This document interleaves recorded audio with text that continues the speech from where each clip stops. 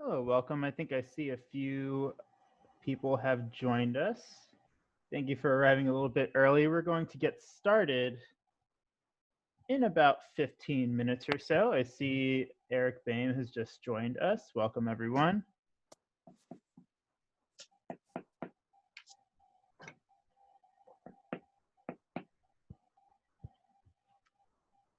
Hello, Eric. I think we have some people trickling in already, but I think we are good to go. I have everything set up, all the Google Arts and Culture links, the pictures that you sent me, and we have this PowerPoint here. Excellent.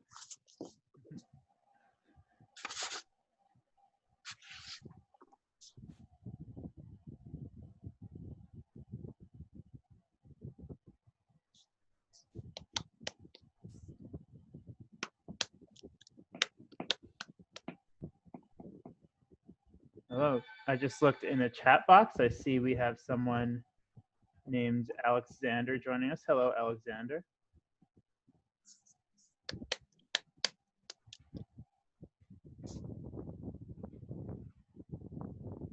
We also have a Carly here. Hello, welcome.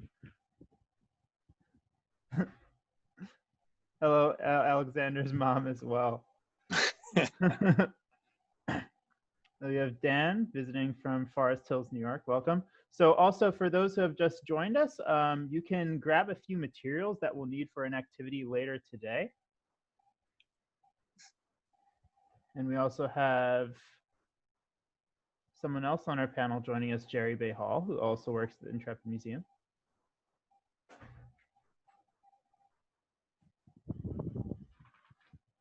Hi, everyone. Hey, Gerry. I had to kick people out of my space. Hello, everyone. So nice to be here. She got a space like I have down in the basement. Nobody bothers me down here. Oh, yeah. That's my attic, but sometimes my internet is not great up there, so I didn't want to risk that. Really excited to have everybody here today.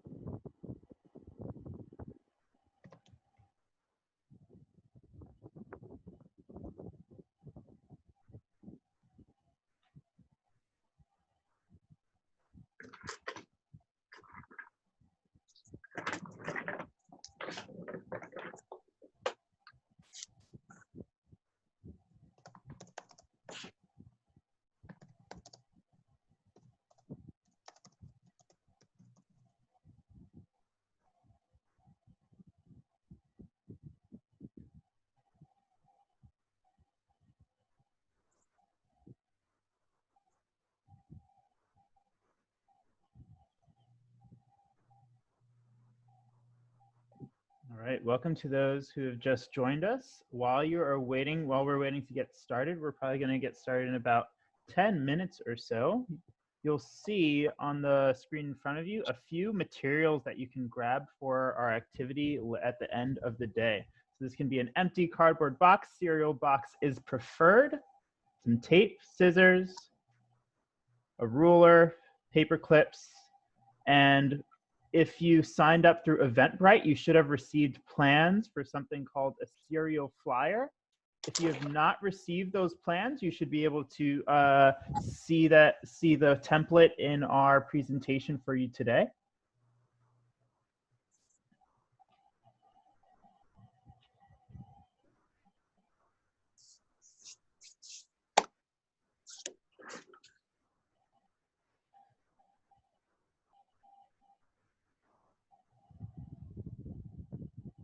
If you're in the chat box, go ahead and introduce yourself and tell us where you're from so we know who we've got with us.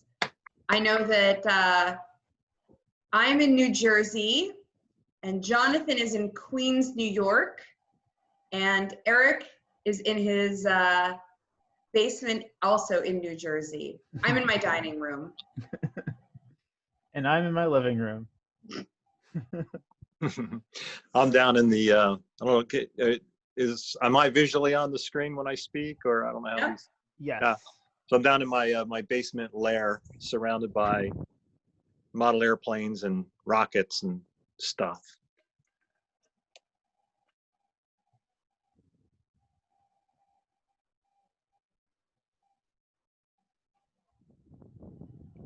Michigan. Oh, exciting. New Hampshire.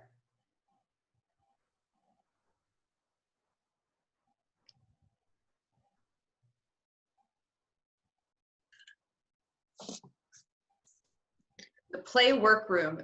I bet a lot of us have had play workrooms, right? The last couple months. If I can't be found, I'm down here somewhere. It's fun seeing people coming in from other states. Last year, I finally took a trip to Gerry's home state, Alaska, Yeah. and that ticked off 50 states that I have visited. There you go. I got all 50 under my belt. My wife has not been. She's been to 49. She's missing North Dakota, and she's never going to get it because we can't find a reason to go to North Dakota. So maybe somebody can invite us there.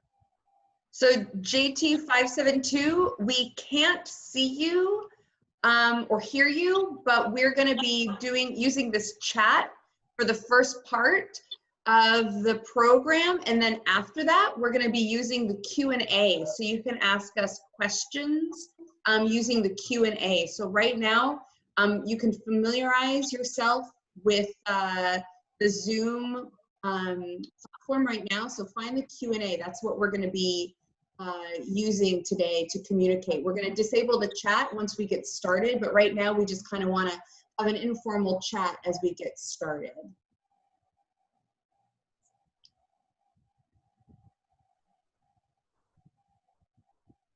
And if you know how to change your name,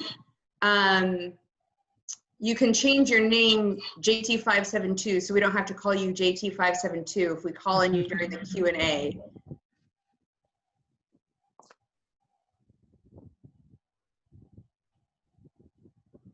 What if their name really is JT572? That's true. That's creative. I applaud you. Joe. So Joe, if you know how to change your name when you log in, sometimes there's an option to change your name when you log in. You can do that. If not, we'll try. But there's probably going to be a lot of people signed on today. So we might just say someone has a question. I can modify that. Yeah. Concorde, Massachusetts. That's a beautiful place. I was just in Massachusetts last weekend. Not in Concorde, though. My daughter's in Salem. Oh, wow.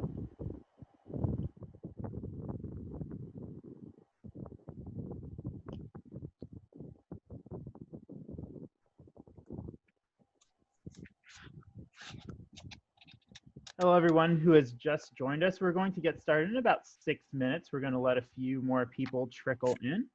While we are waiting, we have some materials that you can collect in your home for an activity later today. And these materials include an empty cardboard box. A cereal box is preferred. Lightweight cardboard is better for this activity, but you have thicker cardboard, you can make that work too.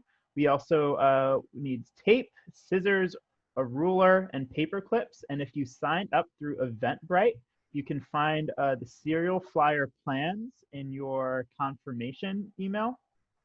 And that's a template to the design we'll be creating later today. Also, you'll have some great resources from United Airlines, some activities you can participate in to explore aviation even further. Oh, Eric, I don't know if you can see that, but we've got someone here with the Civil Air Patrol in New Jersey, and they're interested in aviation and engineering. So it looks like Zaria. Hey, Zaria. Boy, it's really a great career to be in. I couldn't do the math. I wanted to be an aeronautical engineer my whole life. I couldn't do the math. I hit a roadblock at a certain level. So I finished my degree in history. And when I tell historians that, they get mad at me. Because You know, I treated it as a second choice, and they're like, it's not a second choice. But yeah, do the work and get in there. And we've had volunteers that help us with the aircraft restoration. I've been at the Intrepid for 15 years now, so I've seen a lot of people come and go in the volunteer world to help us with the aircraft restoration projects. And there are several of those people that are out and about in the aviation community now as engineers. There was one person, she was just a marvelous volunteer, and she went to school to be an engineer, and now she works for Cessna, designing small jets. There's about 5 former volunteers that are now airline pilots. There's a former volunteer that is a rescue helicopter pilot in the Coast Guard. So it's just so much fun that, you know, I knew these people as young students as volunteers, and now they're out in the aviation world, making a difference and chasing their dreams. So much fun. I keep in touch with all of them best I can.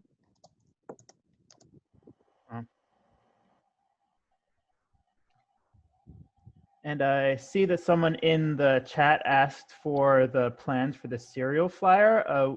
We are working on getting that link to you. We'll also put that in the chat for you if you have trouble finding it in your email.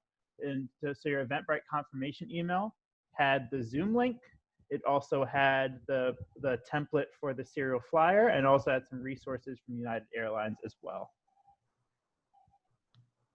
Mackenzie mentioned that not good at making gliders, and you know, nobody's ever good at it the first few times. And this is the kind of thing that you have to practice, practice, practice, and experiment. And I'll talk about that when we get to that part of the program. But the experimentation's the fun part. And if it works right the first time, that's amazing. But usually it takes experimentation and trial and error. And think about the Wright brothers. Read a book about the Wright brothers and see what they did. They tried things. They built their own wind tunnel. Nobody even heard of wind tunnels back in those days, so they invented it. They actually mounted one of their little wing sections, a model of their wing, on the front of a bicycle. A lot of people know they were bicycle builders. And they mounted it on the front and ran the bicycle up and down the street to see how the wind acted on their little wing section. So there's lots of experimentations you can do to make your gliders better.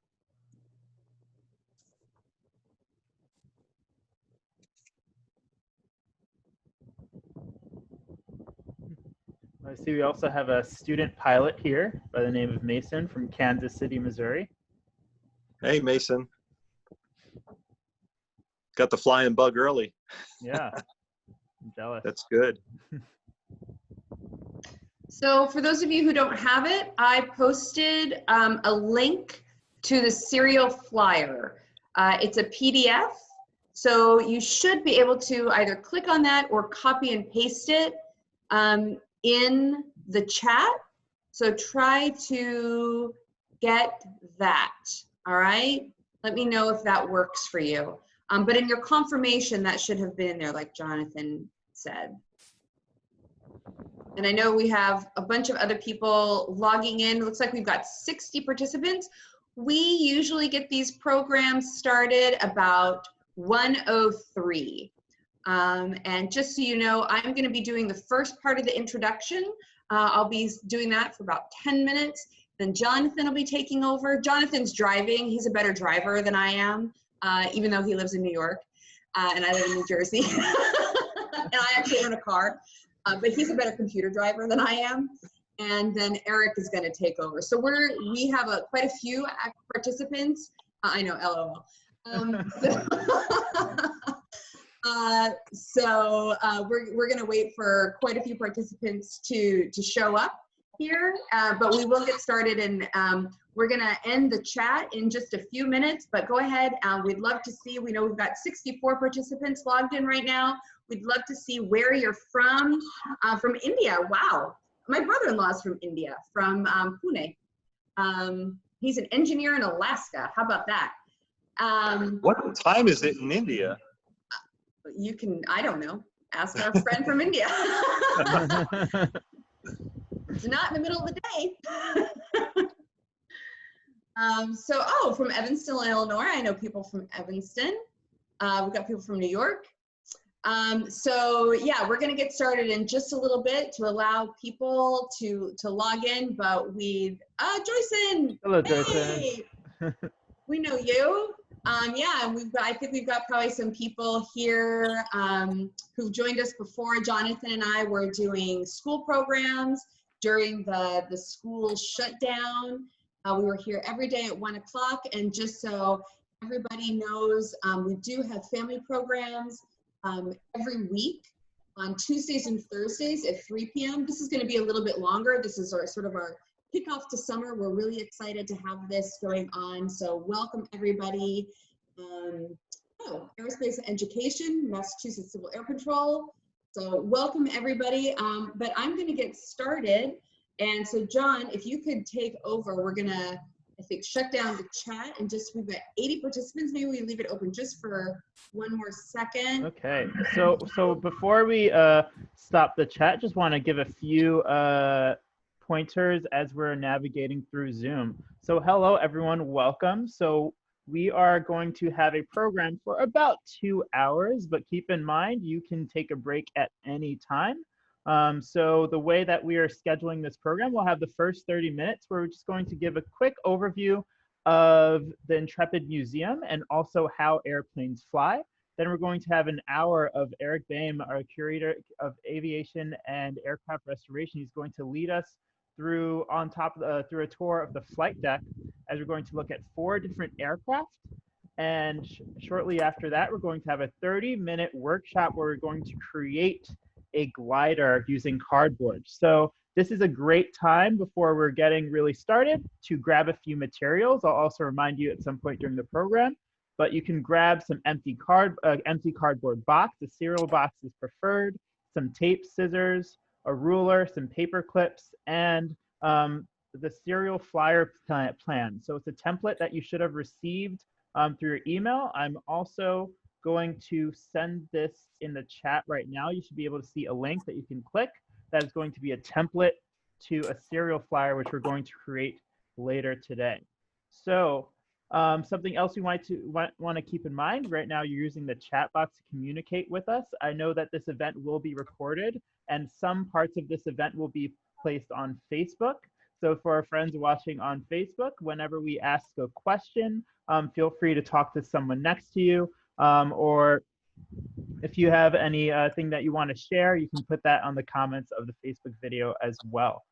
So something else we want to keep in mind is the Q&A, because we're going to stop the chat at a certain point. There is a Q&A option. So if you have any questions over the course of the program, you can click that Q&A button. It will look like 2 speech bubbles, like there's a conversation happening.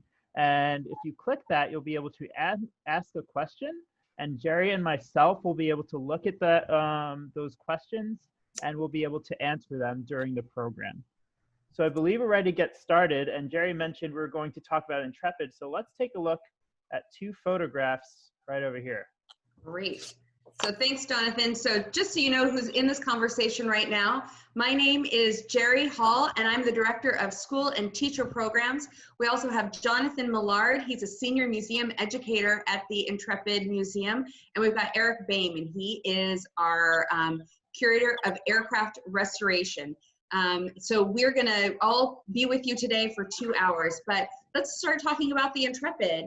So we've got 2 different pictures here today, and if you're with somebody today, what I'd like you to do is turn and talk to them and tell the person next to you, or think to yourself, what are the differences in these 2 pictures? What do you see here today? There's one on the right and there's one on the left, and there are some similarities and there are some differences, of course, here. So the one on the right says, as a museum today.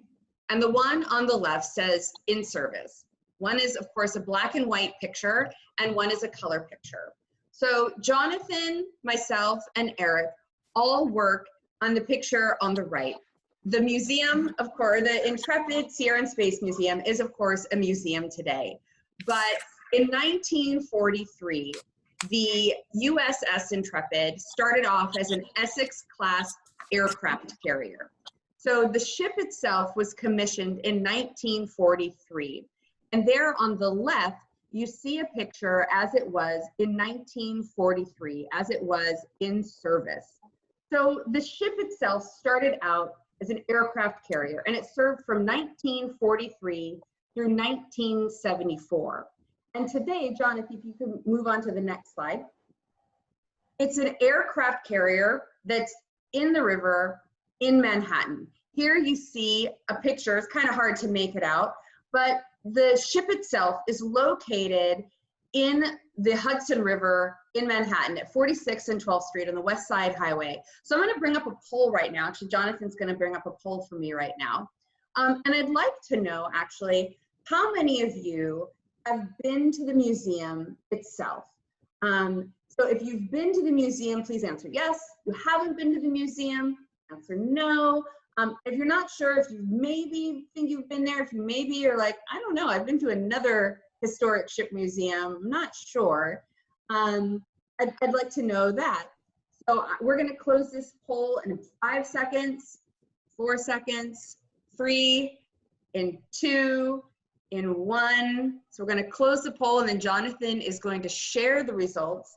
So wow, it looks like 73% of the people on this call right now, on this webinar, have been to the museums. That's super exciting. Thank you, all of you, for being here. And 23% of you have not been. I imagine that is because you live in places like Michigan and Texas, and I saw someone is from India and another person is from Israel. Well, we really hope that when this quarantine and this pandemic is over and when we're open again to the public, that you're able to come and visit us here. And from California, I see someone says they're from California. So we are a historic ship museum located in Manhattan. And we've been here since 1982. So we're actually gonna go inside the museum now using Google Arts and Culture, which is actually something that is available to everyone if you'd like to use it at a later date. And we can share that link with you later. And you can find that on our website at any time under Intrepid, visit Intrepid Anywhere. So this is something that you can see all the time. I'm actually gonna remove this from my screen. Great. So what you're seeing right now is entering the museum. This is what you would see almost if you were to go inside the hangar deck of the museum, of the ship, the former USS Intrepid. So you can look around, and this is what it looks like mostly today as a museum. But of course it started out as a World War II aircraft carrier. And it served, like I said, from 1943 to 1974. And what we're gonna go do is look at a model of the ship so we can kind of get an idea of what the ship looks like if you were to be able to stand back and see it all in one big view. But you'll notice, if we get up close, that this maybe is not a model in the regular sense, all right? It's made out of, yep, I see that someone in the chat said, it's Legos, right? This is every parent's nightmare. This is 250,000 pieces of Legos. It weighs 550 pounds, and it is in our lobby here. So this is a very large model of the Intrepid. And turn to someone that you're seeing there, and if you're sitting there, and what do you see on top of this ship? Now, I've said that this is an aircraft carrier, so what are we seeing here on top of this ship? What do we see there? Yeah, we see planes, because the job of an aircraft carrier is essentially to be a floating airport. And I'm going to teach you something right now that you can take on with you and use for the rest of your life. I'm going to teach you sign language for aircraft carrier. And what I'd like you to do is take your hands, all right, follow me along, and put your hands together like this, all right? And this is the sign language for ship, all right? This is the sign language for ship. And now I'm going to have you take your other hand, take your hand out like this, all right? This is the sign language for plane, all right? And we're going to put these two things together, and we're going to make an aircraft carrier. We're going to put our hand out like this. We're going to take our plane, and because an aircraft carrier is a ship, not a boat, a ship where aircraft take off and land, we're going to have our aircraft take off and land on that ship. So there is the sign language for aircraft carrier. So if you ever find yourself in a situation where you might need that, we now know aircraft sign language. All right. So this is a model, not really a scale model of the ship, but we're going to go look at one more model of the aircraft carrier, the former USS Intrepid, and we call it the former USS Intrepid because it is no longer a commissioned ship in the U.S. Navy. It's decommissioned, which means it's no longer in service. The ship itself served from 1943 to 1974, so it served during very different conflicts that the United States served in. Served during World War II, it served during the Cold War, and it served during the Vietnam War. So it served during very, very important eras of history for the United States. So now we see the ship, and this is a 1 to 100 scale model, not Legos, of the ship. And you can see a lot of different elements of the aircraft carrier here. And particularly, I want to point out the runway. Now, the runway on an aircraft carrier is very important. We will actually go up with Eric later to the runway, or to the flight deck of the ship.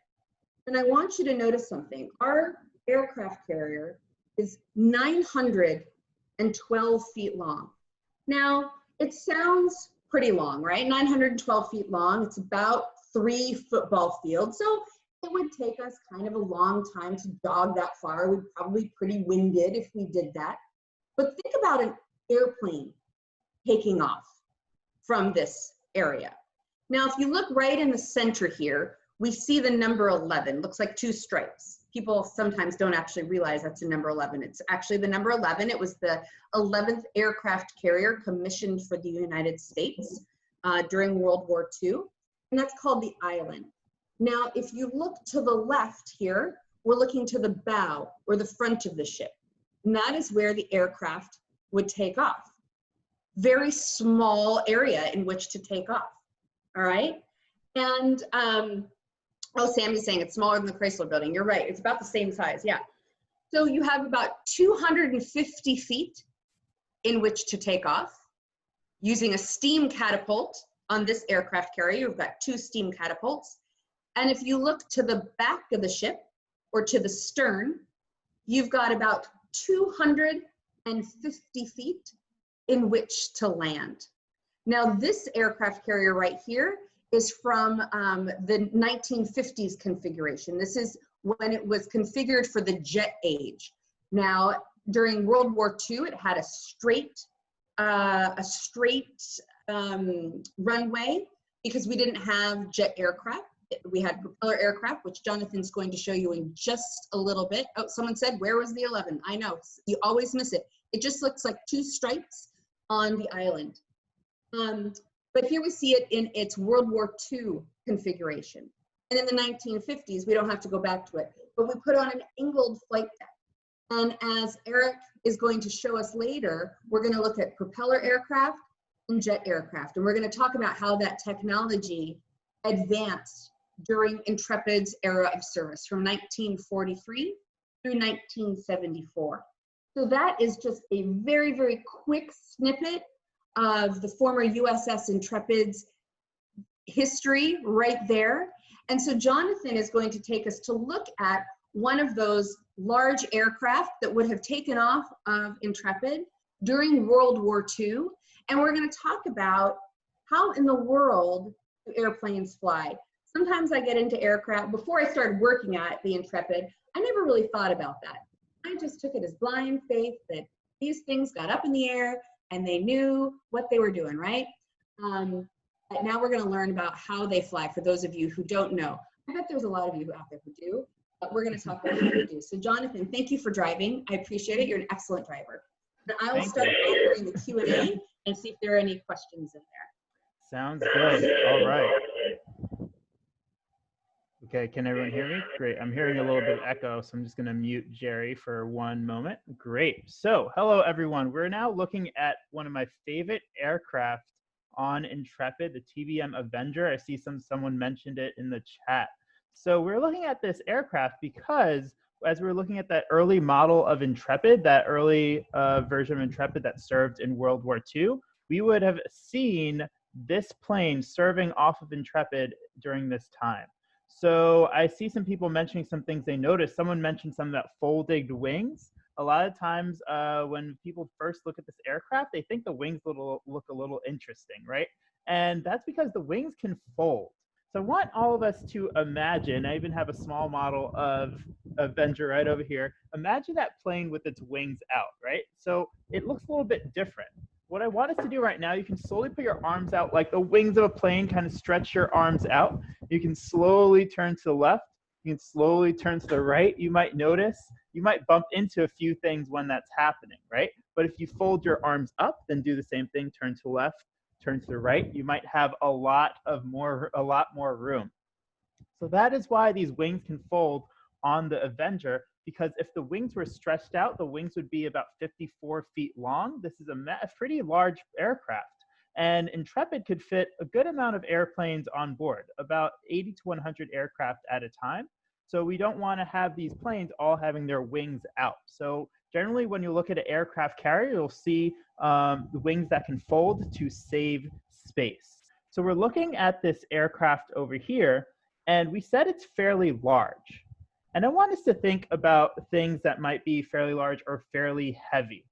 And we know that these planes want to go up in the air. They want to fly, right? So I have a little bit of a challenge for our friends watching. I am going to ask you guys to stand up and try jumping and try to stay in the air as long as possible. So try jumping and try to stay in the air as long as possible. So as you do this, you might have realized you have a little bit of trouble, right? So we have weight on us, right? So our weight gets pulled down towards the earth. We have gravity pulling us down towards the earth. And that's a big thing that's almost stopping us from flying, right? So these planes, they want to go up in the air. So right now we're going to talk about the 4 forces of flight that act upon an aircraft as they are in flight. So we said gravity is what pulls us down. That's going to be one of our forces. So now I want you to think about most airplanes. So airplanes, we want to go up, right? We want to create something called lift. So think about airplanes. Do most of our airplanes shoot up straight in the sky? Do they just go up right away? Do most just go up right away? Why don't you think about that? You can talk to someone next to you. I even see in the chat someone said no, right? Usually when we see an aircraft fly, we'll see them go forwards first. So they'll create something we call thrust. So on this propeller plane we have here, we have this propeller in the front spinning, pushing air backwards, allowing this plane to go forward to create thrust. So we have gravity bringing us down. We have this airplane now generating thrust to go forwards. And there's a reason why, and we're going to talk about that in a bit. So we just mentioned that in this propeller plane, we need these propellers to move forward. I want to show you another type of aircraft here. And this is not the Avenger, but this is a equally cool plane. This aircraft is called the Fury that we're looking at over here. And the Fury is not a propeller plane, it is a jet plane. So I want you guys to think about a question. Do you think it is safe to stand in front of a propeller plane when you turn it on? Let's think about that. And a lot of you might be thinking, no, it's probably not safe to stand in front of a propeller plane when you turn it on, right? So we're looking at a jet plane right now, and it is also not safe to stand in front of a jet plane when you turn it on either. You might even notice there's a little warning on the side of this aircraft. Let me see if I can get a good angle to show you as I'm moving around. It says danger jet intake. This is a jet aircraft that we're looking at. The way that jet planes work is that they suck air inside, that air gets compressed and interacts with jet fuel, and fire pushes out the back of that aircraft. Fire and exhaust pushes out the back of that aircraft. So I want us to think. So we had a propeller plane. That propeller is spinning, it's pushing air back. And now we have a jet plane pushing exhaust or fire back.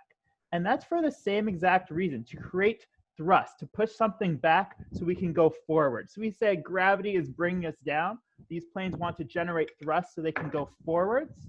And the reason why is because these planes want to generate lift. They want to go up in the air, right? So a big feature we can notice when we're looking at these planes are the wings, right? Usually when we look at planes, we often look at the wings or think of the wings. So the wings are designed a very special way. If you look at the wing of the Fury here, this jet aircraft, you're going to see a curved shape over here.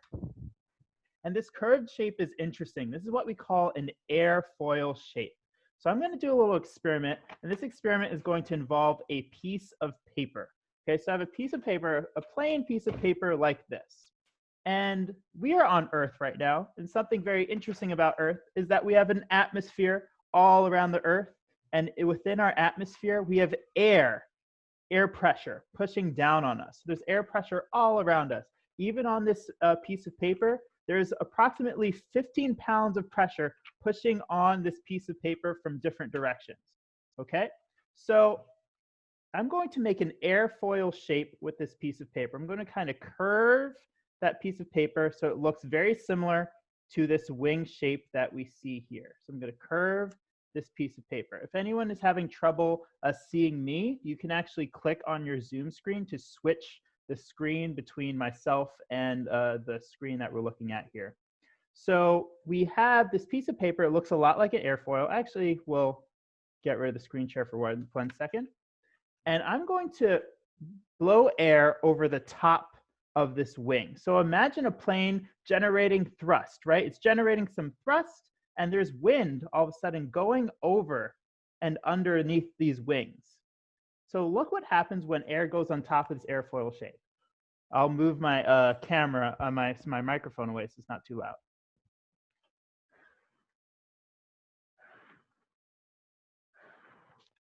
So something really interesting happened as I blew over the top of that wing. Okay, so I want us to imagine your favorite food. Okay, and maybe you guys have eaten already, maybe you have not. So maybe imagine your favorite food, and imagine there are 2 lines to get to your favorite food. One line is not moving at all. It's kind of stuck, right?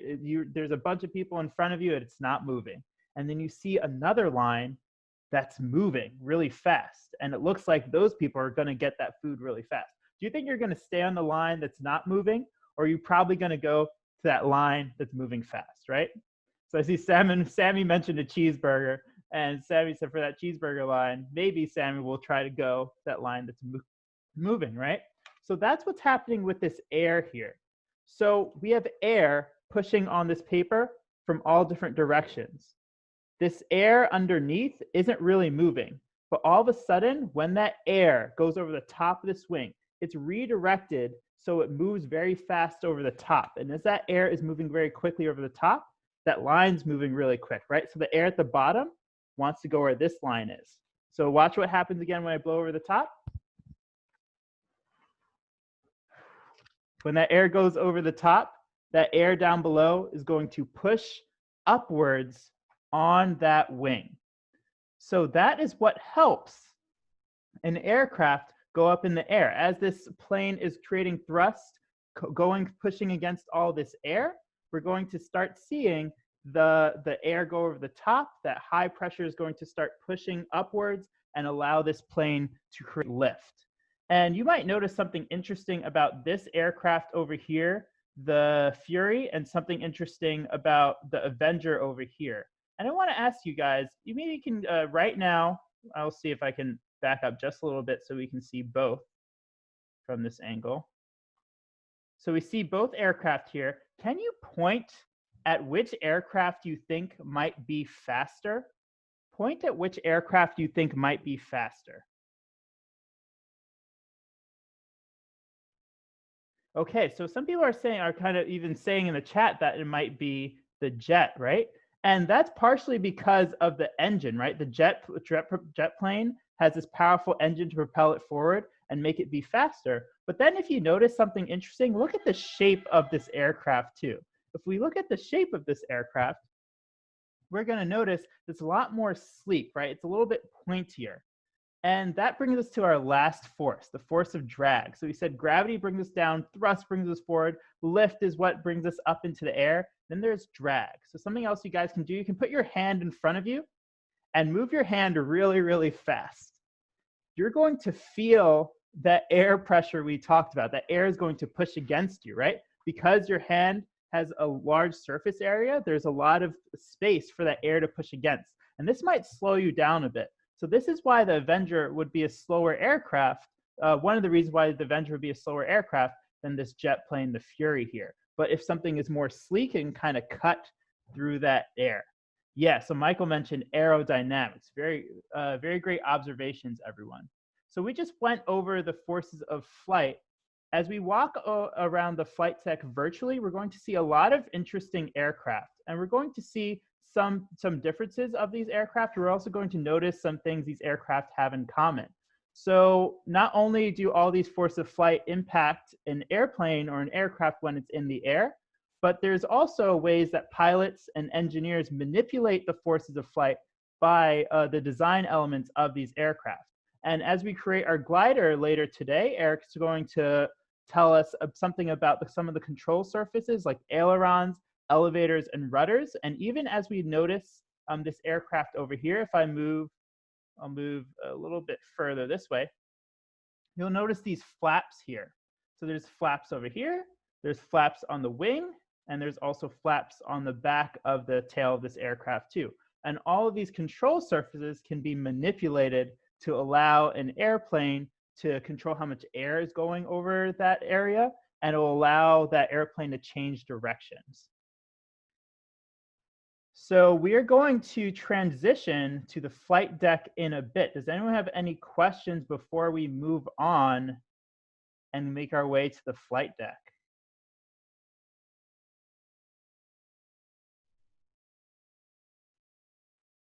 All right, so if we don't have any questions, we're going to start making our way. Eric, are you good to go? Are you ready to go to the flight deck? I'm just going to unmute you if you're not. I'm ready to go. All right, sounds good. So ladies and gentlemen, let's make our way to the flight deck of Intrepid. And here we can see the New York City skyline. And right now, we're on Intrepid's flight deck.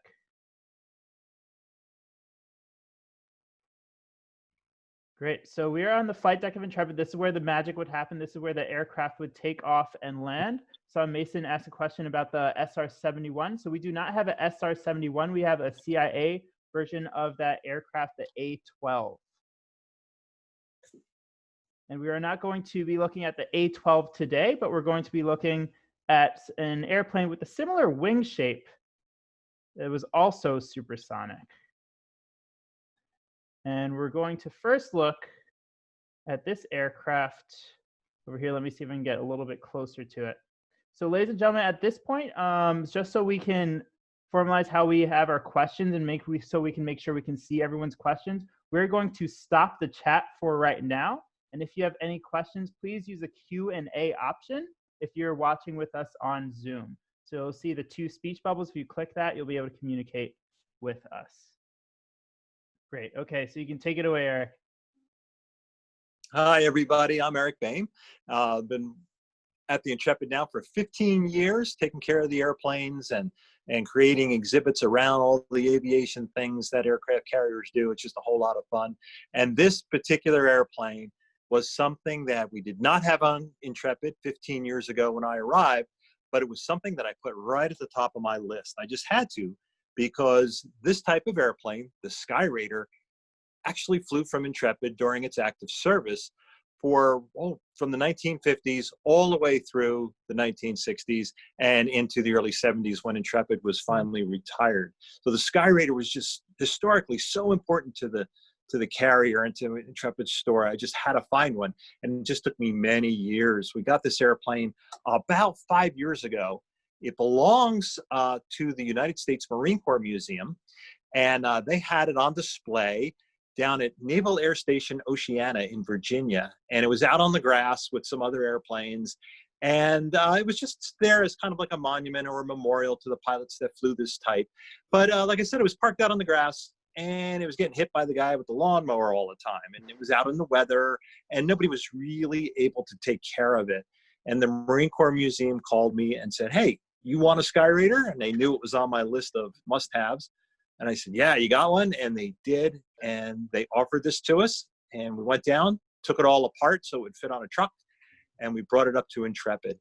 And we have since completely restored it. Went through a 2-year process in our aircraft restoration building to get it to the point where we could take care of all the corrosion, get all the bird nest out of it, get all the bugs that were living in it. There was actually rocks and dirt inside the wing. I don't know how that got there, but we were able to restore this airplane and make it look just like the day it rolled out of the factory in 1945. So this is the second oldest airplane in our collection, the Avenger that Jonathan was showing you down on the hangar deck. That is the oldest airplane in the collection, built really just several months before this airplane. But as you can see, it's got a big propeller in the front. It's got what's called a reciprocating engine, a radial engine on the front. There's actually 18 cylinders. You know, if your car isn't electric, if your mom and dad have a car, it might be a 4, 6, or 8-cylinder engine. But can you imagine 18 cylinders? That's a lot of power. In fact, when this airplane came out with this engine, this was the most powerful reciprocating engine in production. They were experimenting with other engines that were bigger and more powerful, but jet engines were starting to come out at the time, and this was kind of like the end of the line for reciprocating engines. This is about as big and as powerful as you're going to get. And if you notice, it's got a big 4-blade propeller. Now, if you were remember downstairs on the Avenger, that airplane only had 3 blades on its propeller. This engine was so powerful, it could swing just massive props, and you just had to add propellers rather than make them bigger. If you make them too big, they would hit the deck. So you'd have to make the landing gear longer. Everything's a design give and take here. So with 4 blades, we were able to take the power of that engine and transfer it into thrust to pull that engine, that airplane along. So also this, you notice the wings are folded, but the wings are straight on this, much like the Avenger's wings. And when we get to building our little cardboard creation a little later on, we'll talk about different configurations of airplanes. And this is something you would call more conventional. You know, the wings are straight, they're towards the middle of the body, and in the back you have the tail surfaces. And this is basically conventional is the word you use technically in the aviation world for this airplane. One of my favorite stories about the Skyraider is, you know, it was designed and built originally during World War II, going back, you know, 1945 was when this airplane first flew. So its purpose was really to fly off of aircraft carriers and carry bombs. It's not a fighter plane. It is really a bomber. Oh, yeah, there you go. So the airplane was made for ground attack, carry a lot of weapons, and not really fight as a dogfighter. But we see here an airplane from Attack Squadron 176, which flew from Intrepid in 1966 during the Vietnam War. And some of these pilots were out flying a mission, and they heard on their radio that there was a pilot that had been shot down, and some Air Force helicopters were going in to rescue this pilot and pull him out of the jungle. And the pilots of the Skyraiders from Intrepid, from VA 176, thought, you know, we still have a lot of gas on board. We have a lot of time. We don't have to rush back to the ship. Let's go see if that helicopter needs some help, and we can fly around and protect that helicopter while he's rescuing that pilot that's in the jungle. And when they got there, good thing they did, because there was actually MiG fighters, MiG-17s from the North Vietnamese Air Force that were in the area, and we're going to be able to threaten that helicopter, and they were able to stave them off. And not only that, one of the pilots from VA 176, Tom Patton, he actually maneuvered behind one of these jets. Now, the MiG-17 that you see, Jonathan pulled it up right there, parked right next to our Skyraider, is a MiG-17 jet. Now, look at that thing. There's a jet with the big intake on the front for that big engine to go. It's got swept wings. This is really fast. This airplane could fly easily twice as fast as this Skyraider. It was really fast and could fly really high. But the Skyraider wasn't designed for that. The Skyraider was designed to fly somewhat slow and very low for ground attack. And so it's very maneuverable when it's flying slow and low.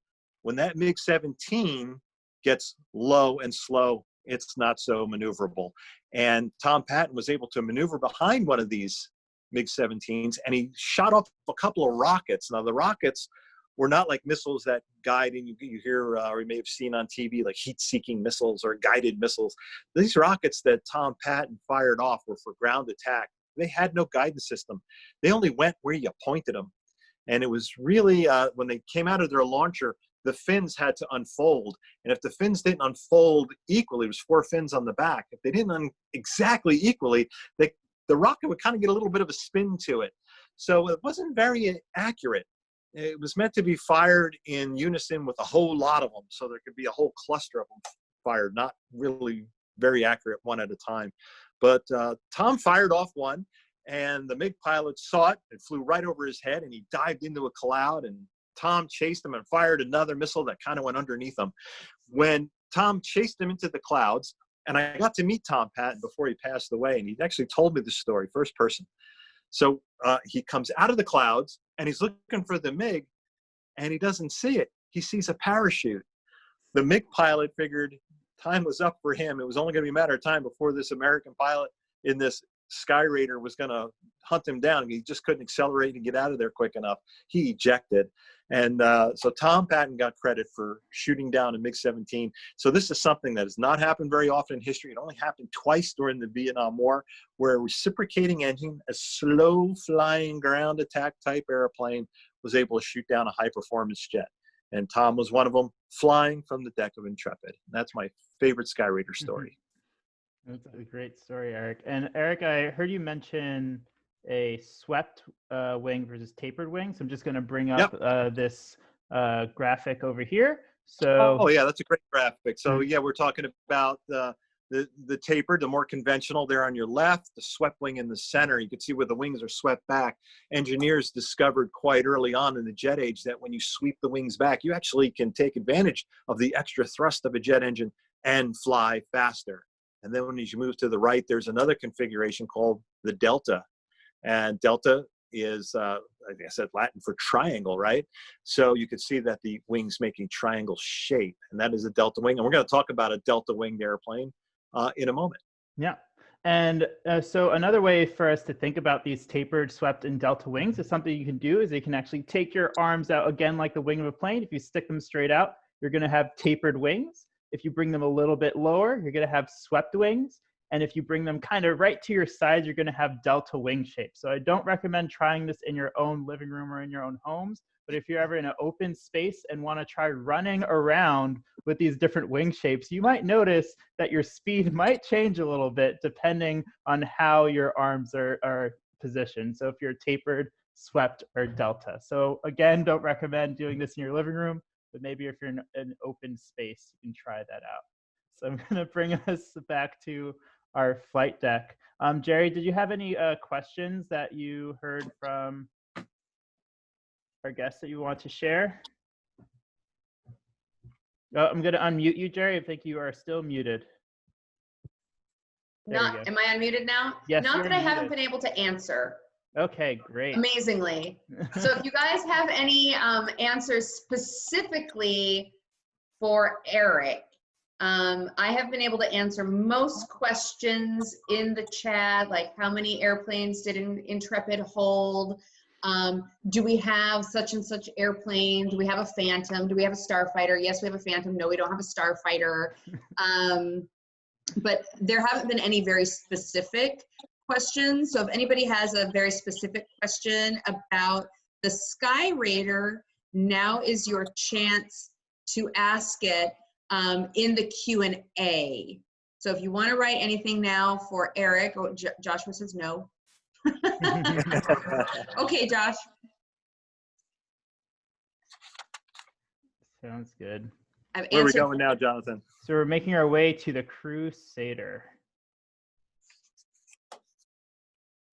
Oh, here we go. Here's one.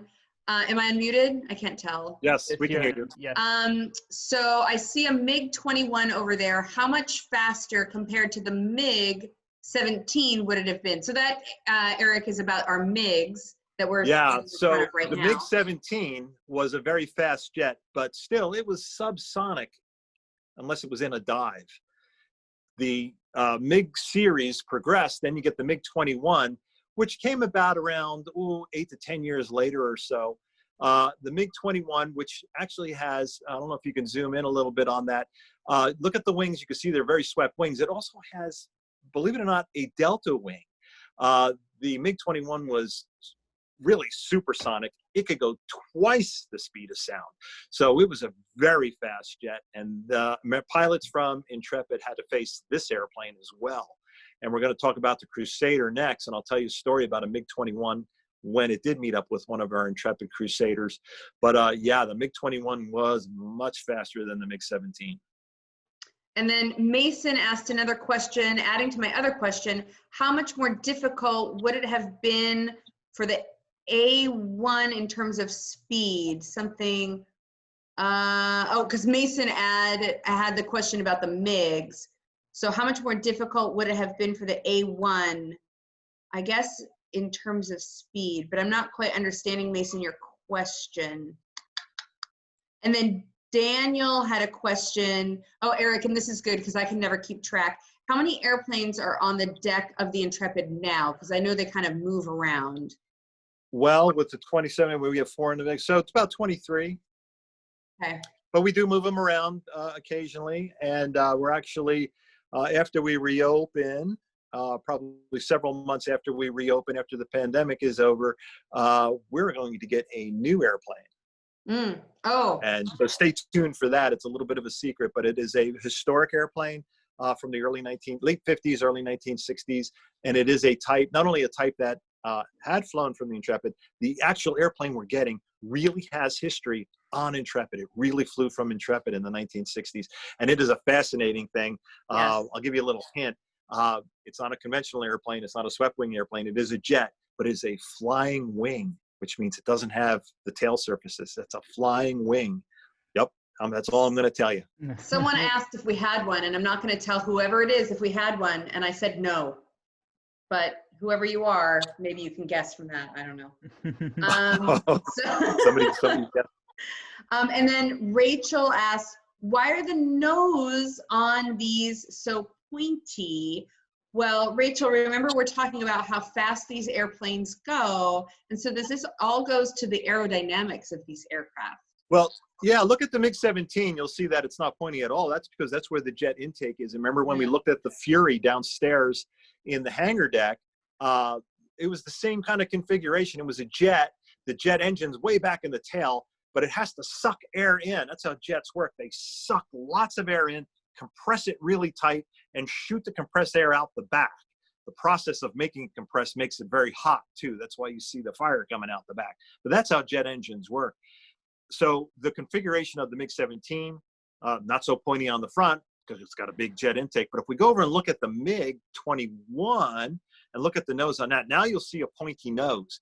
But right there, they got that green pointy nose. Right behind the green pointy nose before you get to that little silver bit, that's the jet intake also in the nose. But it has a little bit of a different configuration because the MiG-21 flies so fast, you're sucking air in the nose and compressing it, throwing it out the back. Now, the problem is, if anybody ever saw the movie Top Gun with Tom Cruise, he's flying that F-14 and he flames out. The engine flames out. What happens with the jet engine?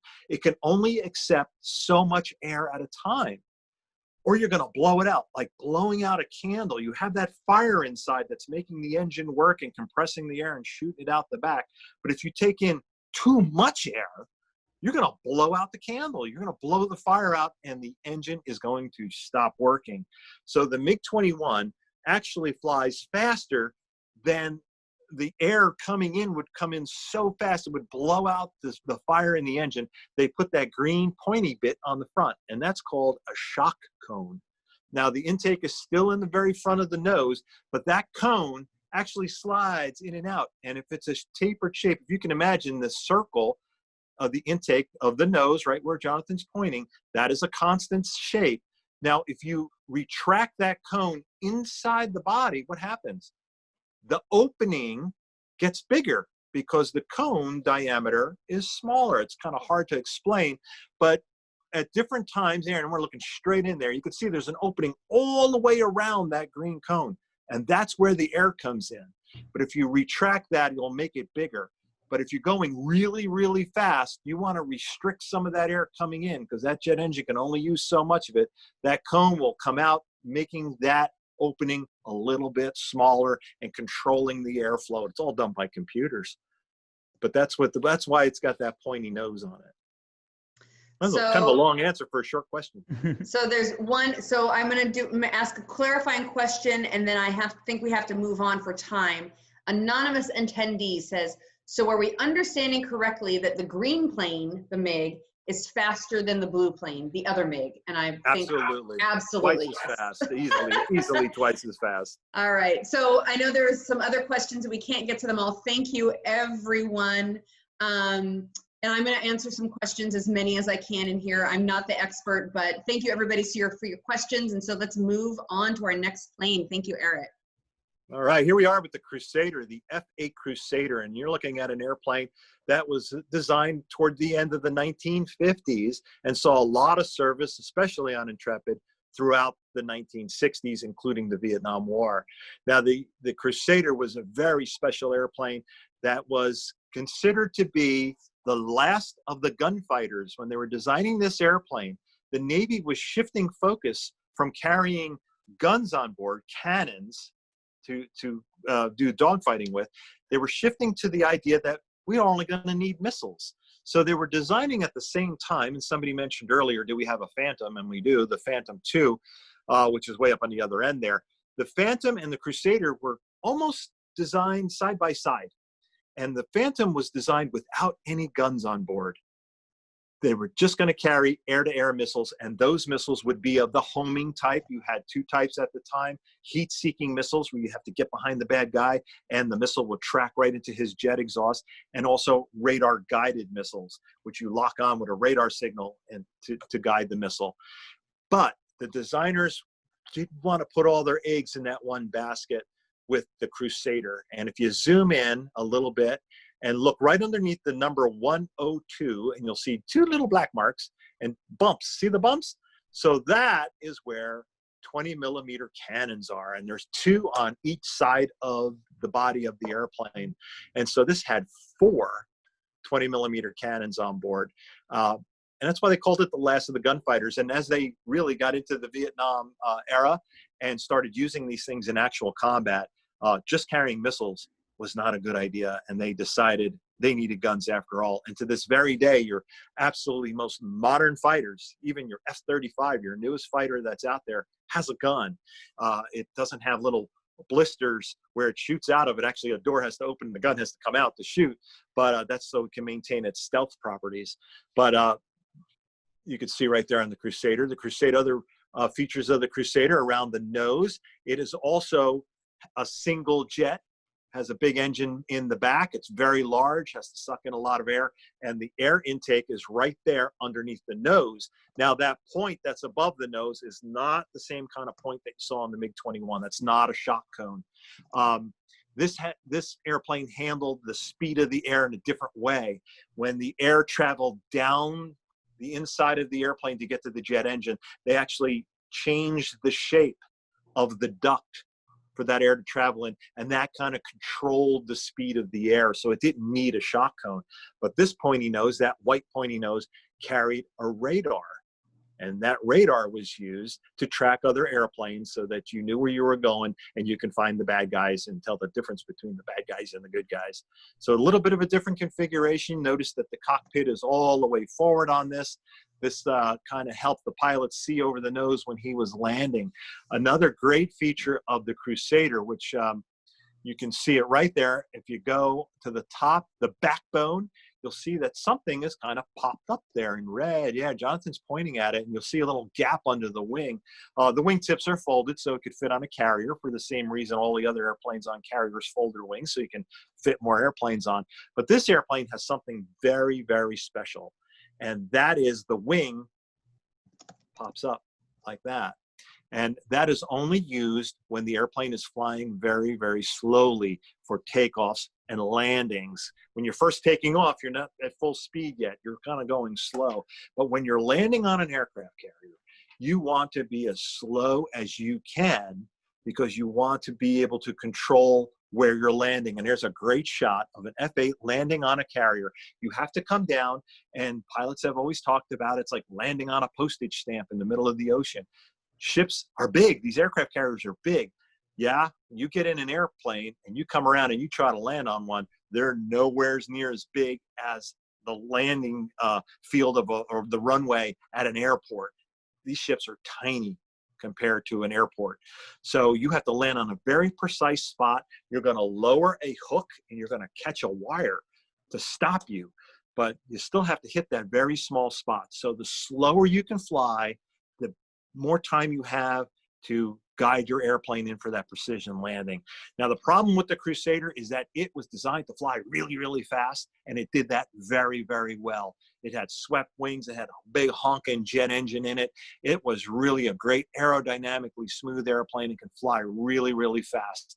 But the engineers had to figure out a way to get it to go slow so the pilots can get it back aboard the ship.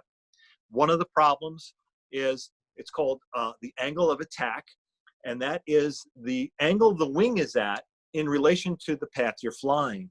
Very, very few airplanes in history have been able to adjust this incidence angle. It's called incidence. That's the relationship of the angle of the wing to the an invisible line down the middle of the airplane. So when you're flying very slow in an airplane with swept wings, or even a delta wing that we'll talk about in a little while, when you're flying real, real slow in one of these kind of high performance airplanes, you have to raise your nose so that the wing hits the air at a higher angle to get more lift. Now, the problem is the pilot can't see over the nose, and he can't see the ship because he's flying and he's coming in with his nose too high. So they put the cockpit of the F-8 as far forward as they could, but it still wasn't enough. So what they decided to do was make the whole wing change. The angle of incidence can change on the airplane. And some people say, well, the wing pops up. Well, I like to say the fuselage, or the body of the airplane, pops down, because the angle of the wing is going to be selected by the pilot to catch as much lift as he can. And when it raises up out of the fuselage like that, it's actually lowering the nose of the fuselage, and the pilot can see over the nose, and he can see that landing deck, and he can come in. I know that's kind of a complicated thing. Very few airplanes in history did this. The Crusader did it, and it did it really, really well. I hope everybody understands that explanation. But it's a very important design feature of this airplane. We'll get to questions in a second. I bet there's a million of them. The one little history story about this is that there was a pilot from Intrepid, Tony Nargi, who was flying an F-8 Crusader from a fighter squadron 111. And there's, you can actually, I don't know if you can make it out, but Tony's name is actually painted on this airplane. And Tony went up against a MiG-21, that green jet with the pointy nose we looked at a little earlier. That's parked right next door. These are very dangerous airplanes to the American pilots during the Vietnam War, but Tony was able to get the best of one of them. And he was able to shoot a missile and knock one of these down. He did see the parachute of the pilot, who was able to save himself, which luckily for him. But that's our second, and we only had 2 air-to-air victories on Intrepid during the Vietnam War. One was Tom Patton with the Sky Raider, and the second one was in 1968 with Anthony Nargi flying the Crusader. Got any questions popped up there, Gerry? So there was one. Can't tell if I'm unmuted. You're unmuted. Oh, great. How come some jets can't drop bombs while flying supersonic? Oh, that's a really good question. You know, and That's from Quinn. Yeah, hey Quinn. Yeah, I've seen a lot. I spent 20 years in the Air Force, and I've seen a lot of tests with airplanes. There's a lot of airflow and aerodynamic things happening around an airplane, and every airplane design is different. And sometimes if an airplane is flying supersonic, the air around it, you release the bomb, but that slipstream of air doesn't let it fall away. In some cases, can actually bounce back up and hit your airplane. So it's a much more complicated answer than I'm giving you. but airplanes like Crusader, which are meant to fly really fast, they can fire a missile, which has its own rocket engine inside it that take it away at a higher speed than the jet is flying. But airplanes like this cannot drop a bomb that simply falls away. It won't fall away cleanly and has a danger of bouncing back up and hitting the airplane. So these airplanes were never used really as bombers. They were thinking about it, but these were basically used for air-to-air combat and shooting missiles and firing guns. Someone else said, what happened to Tony? Tony's still alive and kicking. I have emails with him every once in a while. He retired and moved to Italy.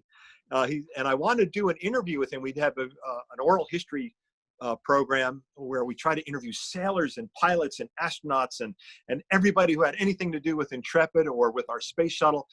We've done hundreds of interviews in the past. I've done about 30 of them. I just love meeting these guys. He's on my wish list. I want to interview Tony. He says, come to Italy. I'm ready to go, but Intrepid isn't ready to buy me that ticket. We may be doing, come this fall, we may be doing a kind of a Zoom interview.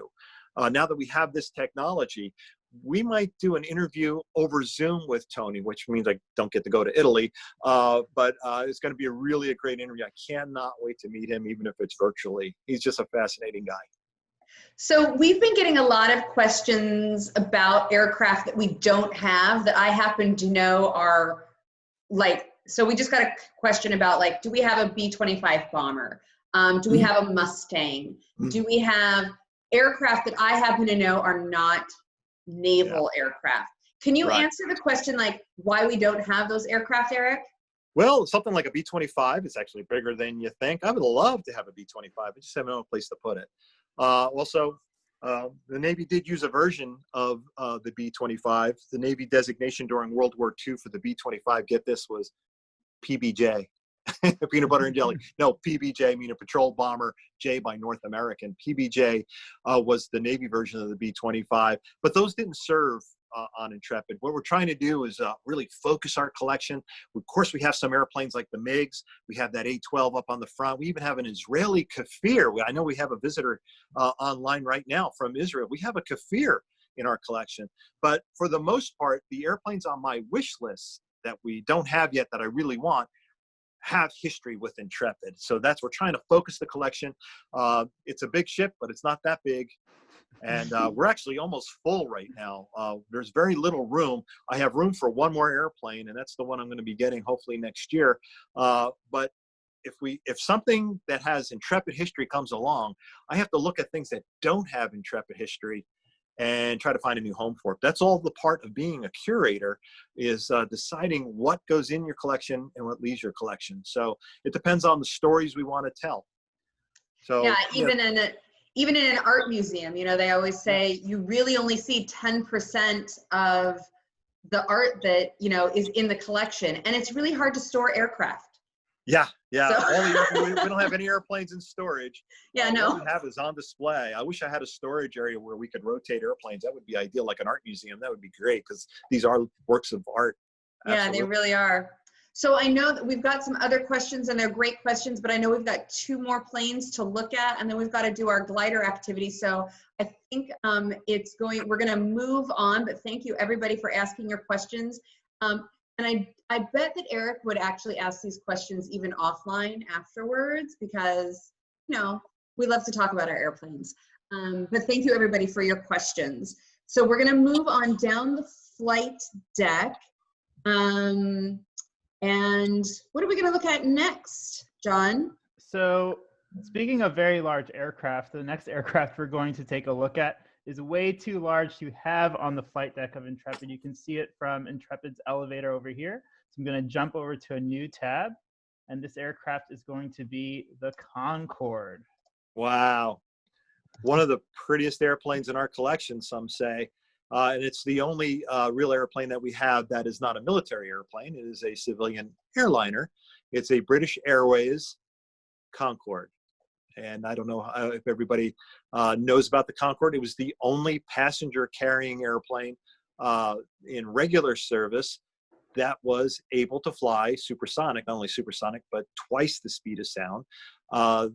During the Soviet Union days in Russia, they developed the Tupolev 144, which looked kind of like a Concorde, but they didn't have too much success with it, and retired them kind of early. But the Concorde was very successful, and just quite a beautiful airplane. And you're looking at something, the design for this, you got to go back into the 1950s and finally into the early 1960s, and where it got its name, Concorde.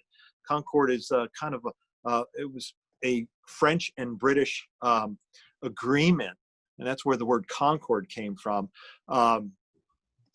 to develop this airplane jointly. So it was half designed in France, half designed in England, half built in France, half built in England, and only 2 airlines ever used them, and that was Air France and British Airways.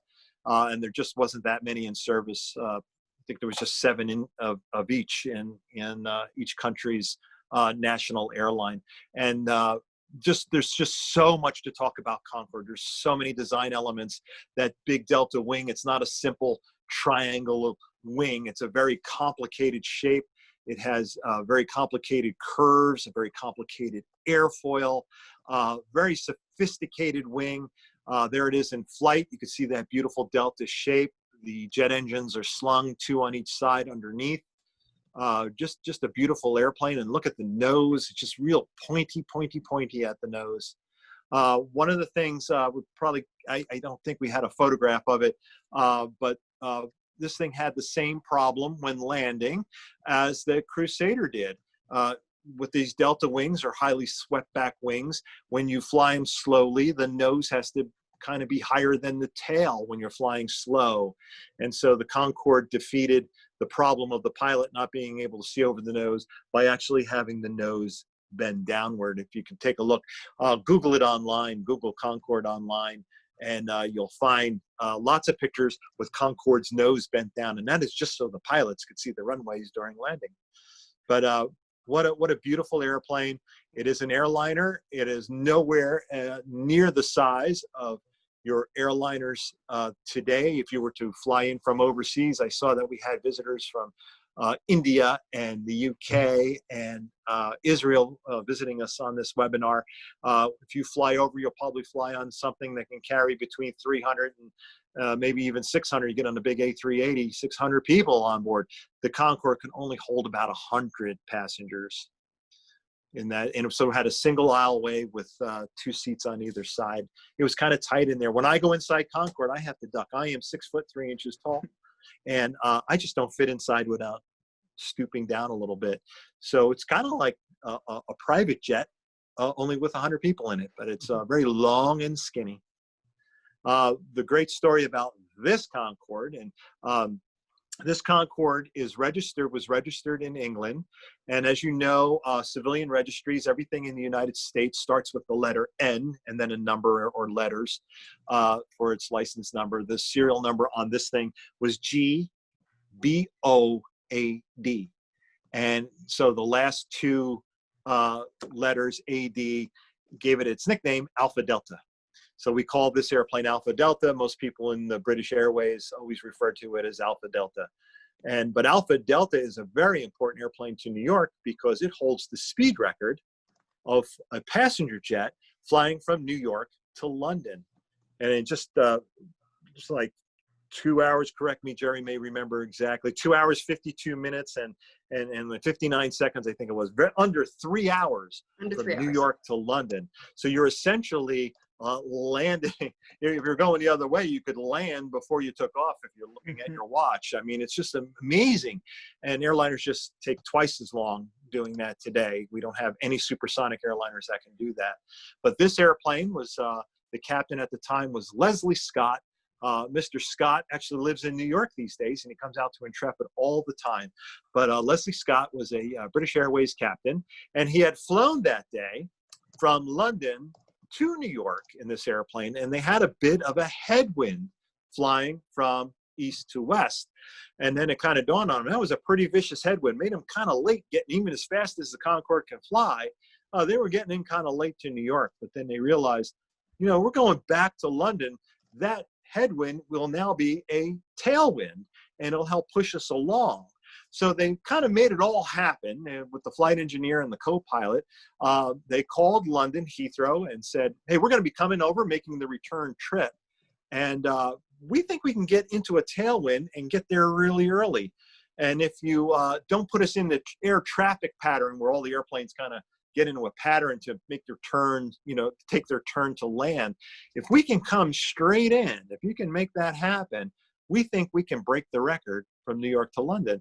And so they had to call a lot of other people. They had to call the international organization that keeps tabs of things like this and let them know that you're going to need an observer in New York to kind of hit the stopwatch when they take off, and an observer in London to hit the stopwatch when they land, to make it all official.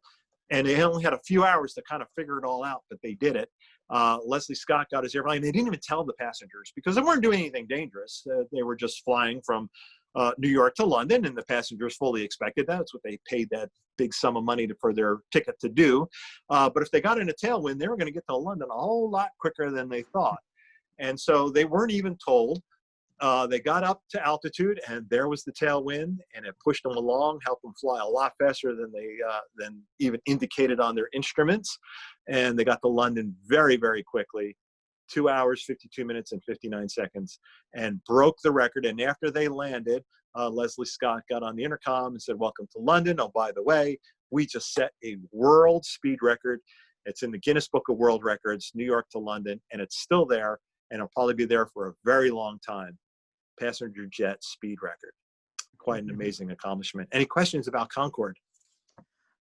We do have one. It said, I don't know if I was typing and typing and typing. So when was the British Airways plane made? I don't know if we actually got the exact dates down there. Oh, yeah. So, yeah, this airplane, this particular airplane was made in the early 70s and entered service in 1976 when that's when most Concordes entered service in 76. It was a very long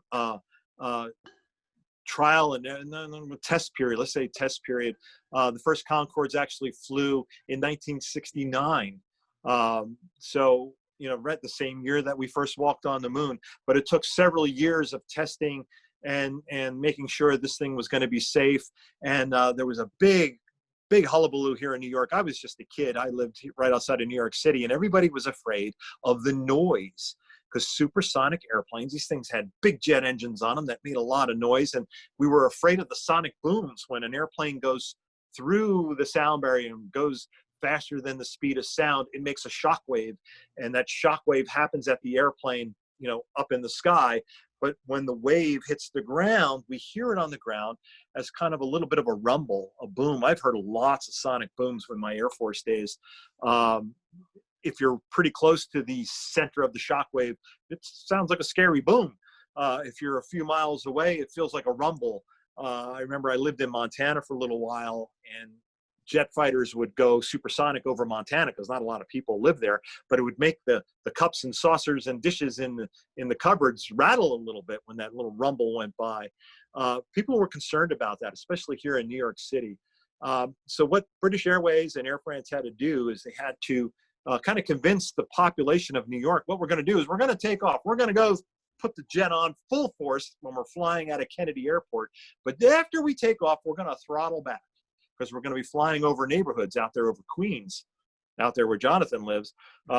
We're going to throttle down so we're not so loud, and we're going to make a circle, and we're going to get out over the Atlantic Ocean and point towards London, and then we'll throttle back up. And all the sonic booms will happen way out over the ocean. You won't hear those at all. And that seemed to make everybody here in New York happy, and regular service began right here in New York City in the late 70s. And that continued on until the airplanes were retired in 2003. So, and there are two different questions. So, and I'll combine them together because they're right related.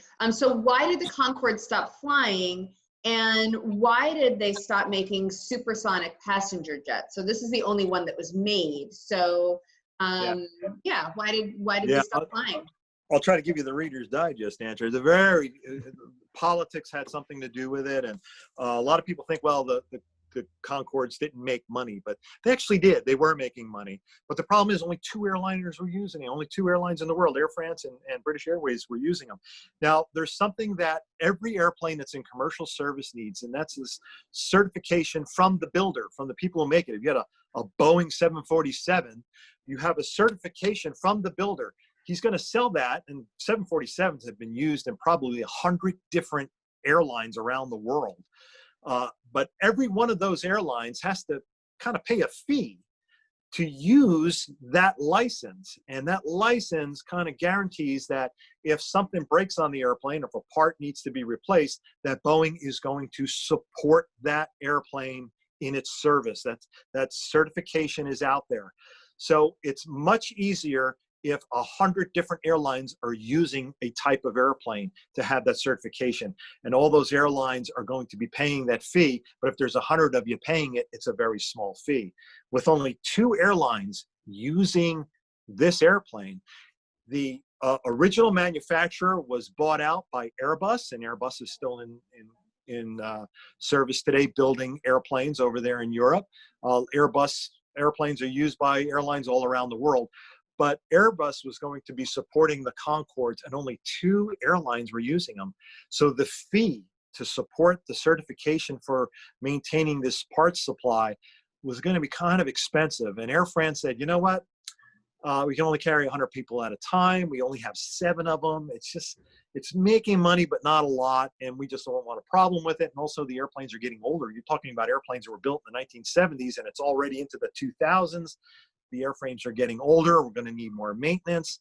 Air France got out of the Concorde business, and British Airways could not sustain it on their own.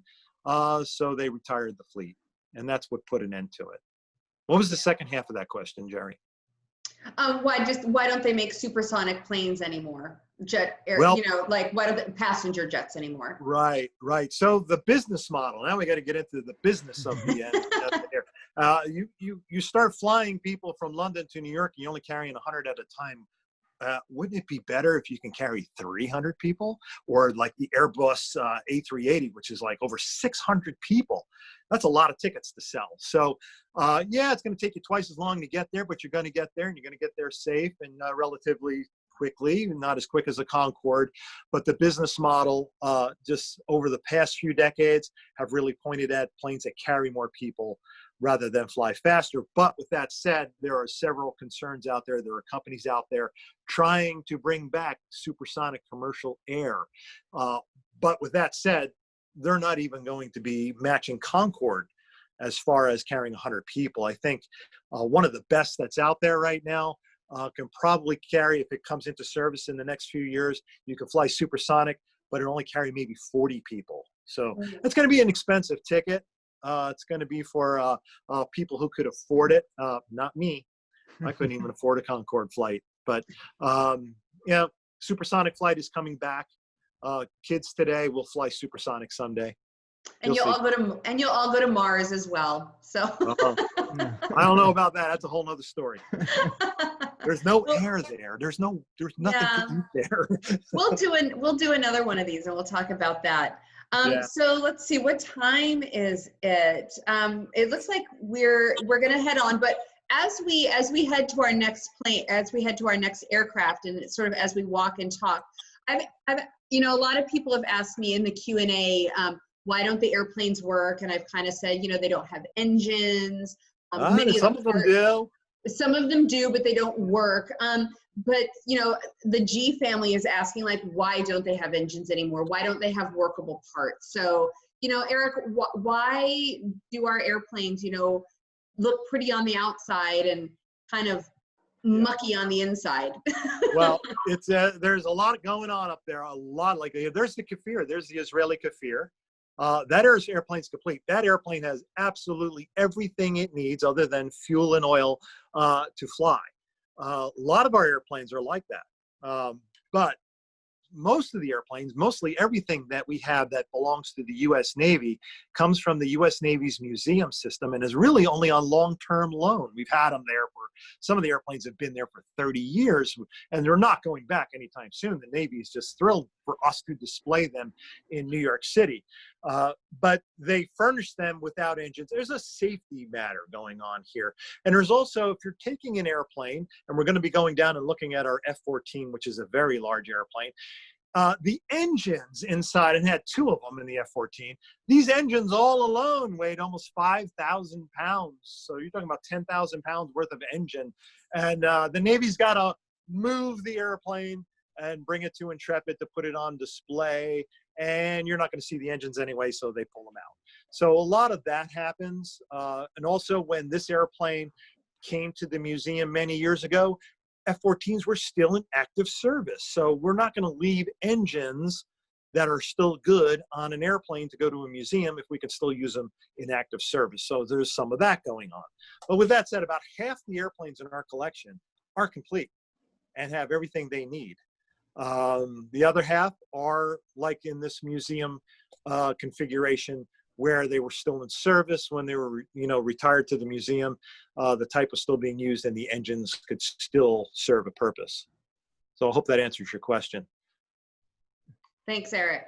So here we are at our last aircraft, and I don't know if anybody was on our wonderful talk last night, Astronomy Live, where we actually, one of our colleagues, Alicia, made an origami F-14. So Wasn't that cool?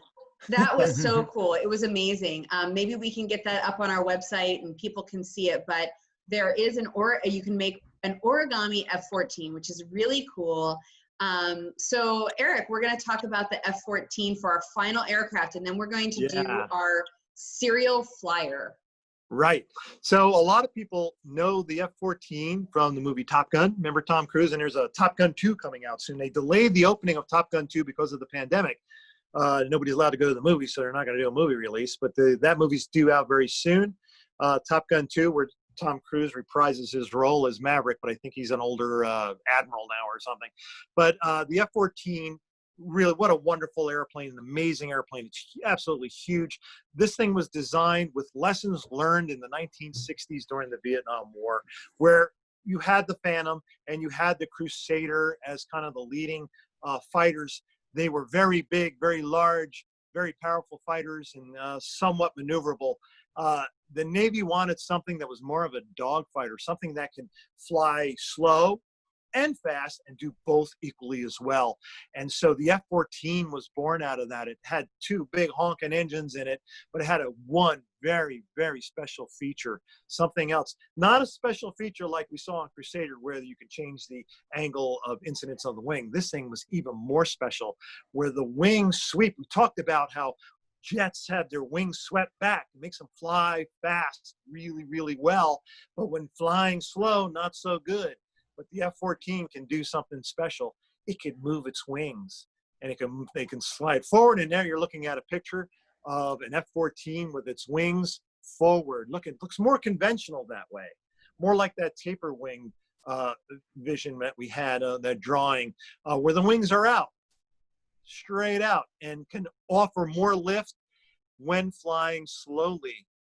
And then they can sweep all the way back, the way we have it displayed on Intrepid, with the wings swept all the way back, making it almost a delta wing with them swept back like that for flying fast.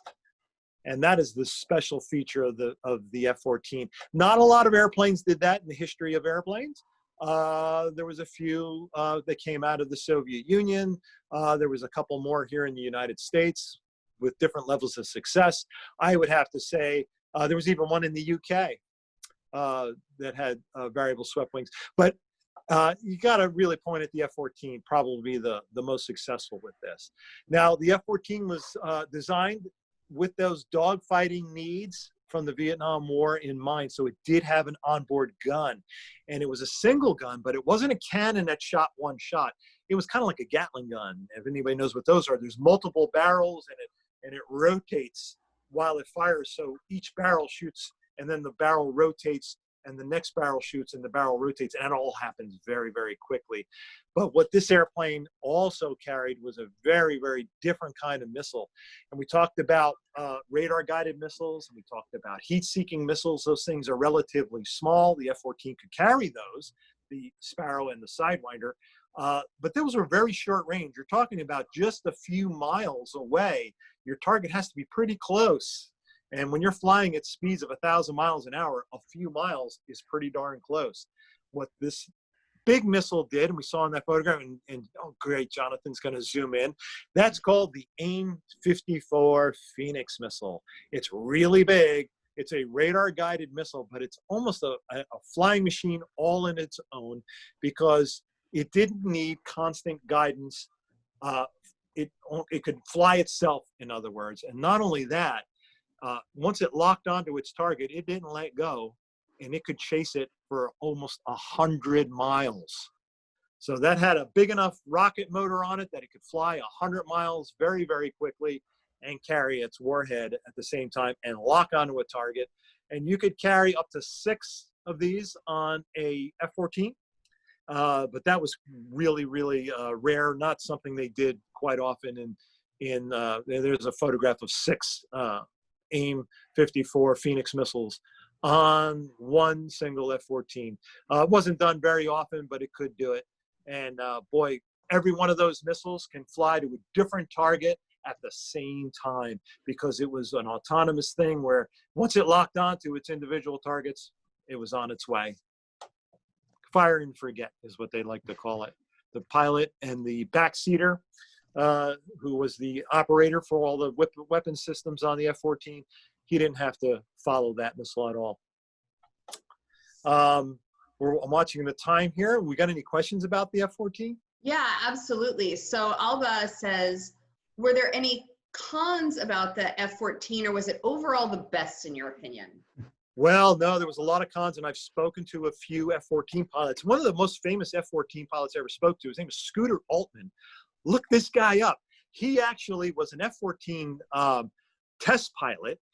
He flew all the flying scenes in the movie Top Gun because Tom Cruise really didn't know how to fly an F-14. So the pilot flying the F-14 in the movie is Scooter Altman. Scooter Altman, go ahead and look him up. You'll find out what he did later in life. After he left the F-14 program, he became a space shuttle pilot and flew to space on the space shuttle. What a great guy. He's really fun to talk to. But from everything I've learned from F-14 pilots, this is a very complicated airplane. You have a lot of moving parts, especially the big wings. You had a very sophisticated system in the jet engine intakes to manage the air coming into the jet engines. It had a sophisticated radar system for tracking targets. This thing was a flying computer, very complicated airplane, and not an easy airplane to fly. The guys that, and women too, women flew the F-14 as well in the Navy as combat pilots. This was a very complicated airplane to fly. The Navy eventually moved on and is flying F-18s, which is a very capable airplane, can do a lot of the same things. It's newer technology, can fly and do just as many wonderful things as the F-14 could, and it's a little bit simpler and easier to fly. And then another one, does the F-14 have 2 pilots? Or it has one pilot flying the airplane, but the guy sitting behind him is called the weapons systems operator. Mm-hmm. Sometimes they call it the radar intercept officer. They had different names over different time periods, and the Air Force and the Navy called them different things. The guy in the back.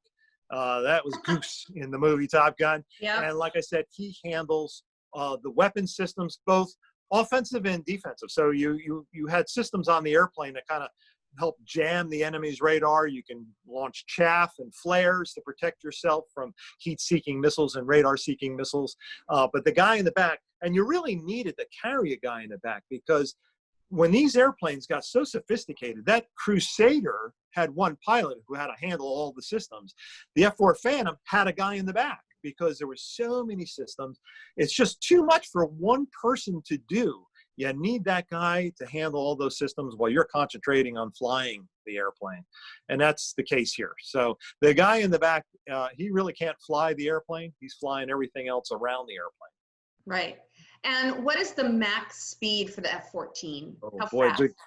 Good question. You're looking at something that can fly 1,500 miles per hour. And for you folks out there using the metric system, that's probably close to 2,500 kilometers per hour. But Wow. that's max speed and max afterburner. And when you're burning afterburner, that's where you're dumping raw fuel into the jet exhaust. Your fuel consumption goes away really, really quickly. So you can't do that for a sustained period of time. The F-14 was very fast and capable of 1,000 miles an hour in cruise, in a very economical way. So pretty fast. And Very so fast. I think we're gonna stop right now for the F-14. I've actually been holding this question. A couple people have asked it of you, Eric, and I've held it to the end because I know we've got to go on to our activity that Eric has actually worked really hard on. I'm really excited to be able to do this with you all. But Eric, what is your favorite aircraft here? And I know it's like asking like, what is your favorite child? Because I've worked with Eric. I've been at Intrepid 11 years now, and I worked with Eric for a long, long time. So, it's like asking him, who's your favorite child? But do you have a favorite, or are they all, your favorite babies? They're all my babies. But I guess I can pick, if I have to say one, I have to go down to the Avenger, and mainly because my dad was a turret gunner. The Avenger had a pilot in the front, and then behind the pilot there was a ball turret, and it's kind of hard to see with the wings folded. But there's the ball turret removed from an Avenger, and a man could actually sit inside that little thing, and he had a single 50 caliber machine gun, and that thing can swing around, and the gun can go up and down, and it was used for defensive purposes. But my dad, in 1943, he was 17 years old and joined the Navy to go to war. It was a different time back then, but only 17. Is there anybody out there 17 years old? Are you ready to go? But he was 17, joined the Navy, and became a ball turret gunner. And he ended up on a sister ship to the Intrepid, the USS Shangri-La, CB-38. Intrepid is CB-11, CB-38, the Shangri-La. And he actually got into combat in World War II. At the end of the war, he had 19 combat missions in an Avenger, sitting in that ball turret. And he had great stories to tell me when I was little. I lost him in 2005. But every day I come to work and I walk down this, to get to my office, I got to walk past the Avenger, and I just imagine my dad sitting right there on that wing and sitting in that ball turret at 17 years of age, fighting combat. Some of the stories he told me just made the hair on the back of my neck go up. It's amazing. That's amazing great. stuff. So that would have to be my favorite plane. If you held my feet to the fire and had me name one. I would never do that. Thank you so much. Well, so this has been just a small taste. We only got to look really at 4 or 5 aircraft. We've got quite a few more. This is just wonderful. We've got Google Arts and Culture, which you can all check out. It is available on our website. Not only can you look at the flight deck, but you can also look at the Combat Information Center. You can look at the mess. You can look at the Space Shuttle Pavilion. You can look at all different areas of the ship. So I'm going to give Eric maybe a chance to get a sip of water while everybody gathers their materials for our serial flyers. So we've been working on this. This is the first time we've been able to do this. And I know some people have asked me if you're going to be able to view this again on, in another platform. We are going to be posting a lot of this in Facebook.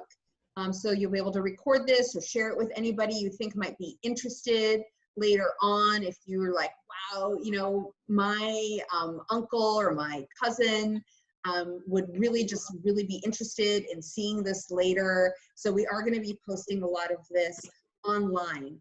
And thank you all for your questions. I know I wasn't able to get to everybody, but a lot of those things you're able to, look up, and, maybe we'll be able to do something like this later in the summer.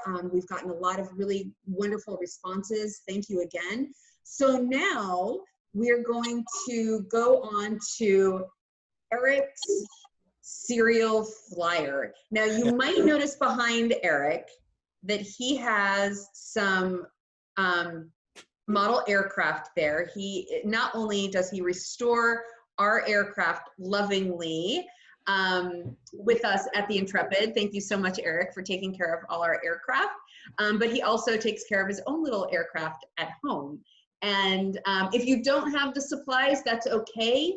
You can follow along and then do it later at your leisure. All you need is a cereal box or some sort of like light cardboard. Maybe, you know, you've got a cracker box at home. Anything will do, but just that light kind of cardboard. So you need an empty box, tape, scissors, ruler, and paper clips. And the paper clips really are just to make the airplane fly a little straighter, right, Eric? To balance it. We'll talk about it. Yeah. So follow along now. And again, we are going to be posting this on Facebook. So if you don't have the supplies now, and if you want to follow along later on Facebook, you can always, when we get this back up online later, you'll be able to follow along there. Yeah. So Eric, Master, take it away. So before we even start, I think it was Mackenzie early on said, I can't get gliders to fly. Gliders are not the easiest thing to get going. And especially when we start talking about things like this, which are very simple materials that you have laying around the house. It's actually a detriment to build it out of this because this cardboard's kind of heavy. I wish I could sit down with you all one at a time and build one of these balsa wood creations. Here's a glider, so to speak. This thing, it's like a feather. This is a glider I built for a special contest. There's little hooks on the bottom that I hook up a string and I can run with it like a kite and get it 50 feet high. And then this thing can actually fly so well that if it gets into a thermal, which is rising warm air, especially during the summertime, if this thing got into a thermal, it could fly away. I could never see it again. But it's sophisticated material. This is all balsa wood and tissue, and it's very light. It's very aerodynamic and does the job really, really well. So when you're doing it like this thing, I'm not going to have any problem with this thing catching a thermal and flying away. Hey, but, Eric, real quick, what is that one made of right there that you just showed us? This one. Yep, someone wants to know. Oh, it's balsa wood and tissue paper. I wish I could hand it to you so you could feel how light it is. It weighs about as much as a feather. It's very lightweight, very aerodynamic, and it's actually a scale model. This is a model. It was called the LRQ. The United States Navy actually commissioned the Bristol Aircraft Company in Connecticut to build these. This was a troop-carrying glider. This would have been towed by a cargo airplane.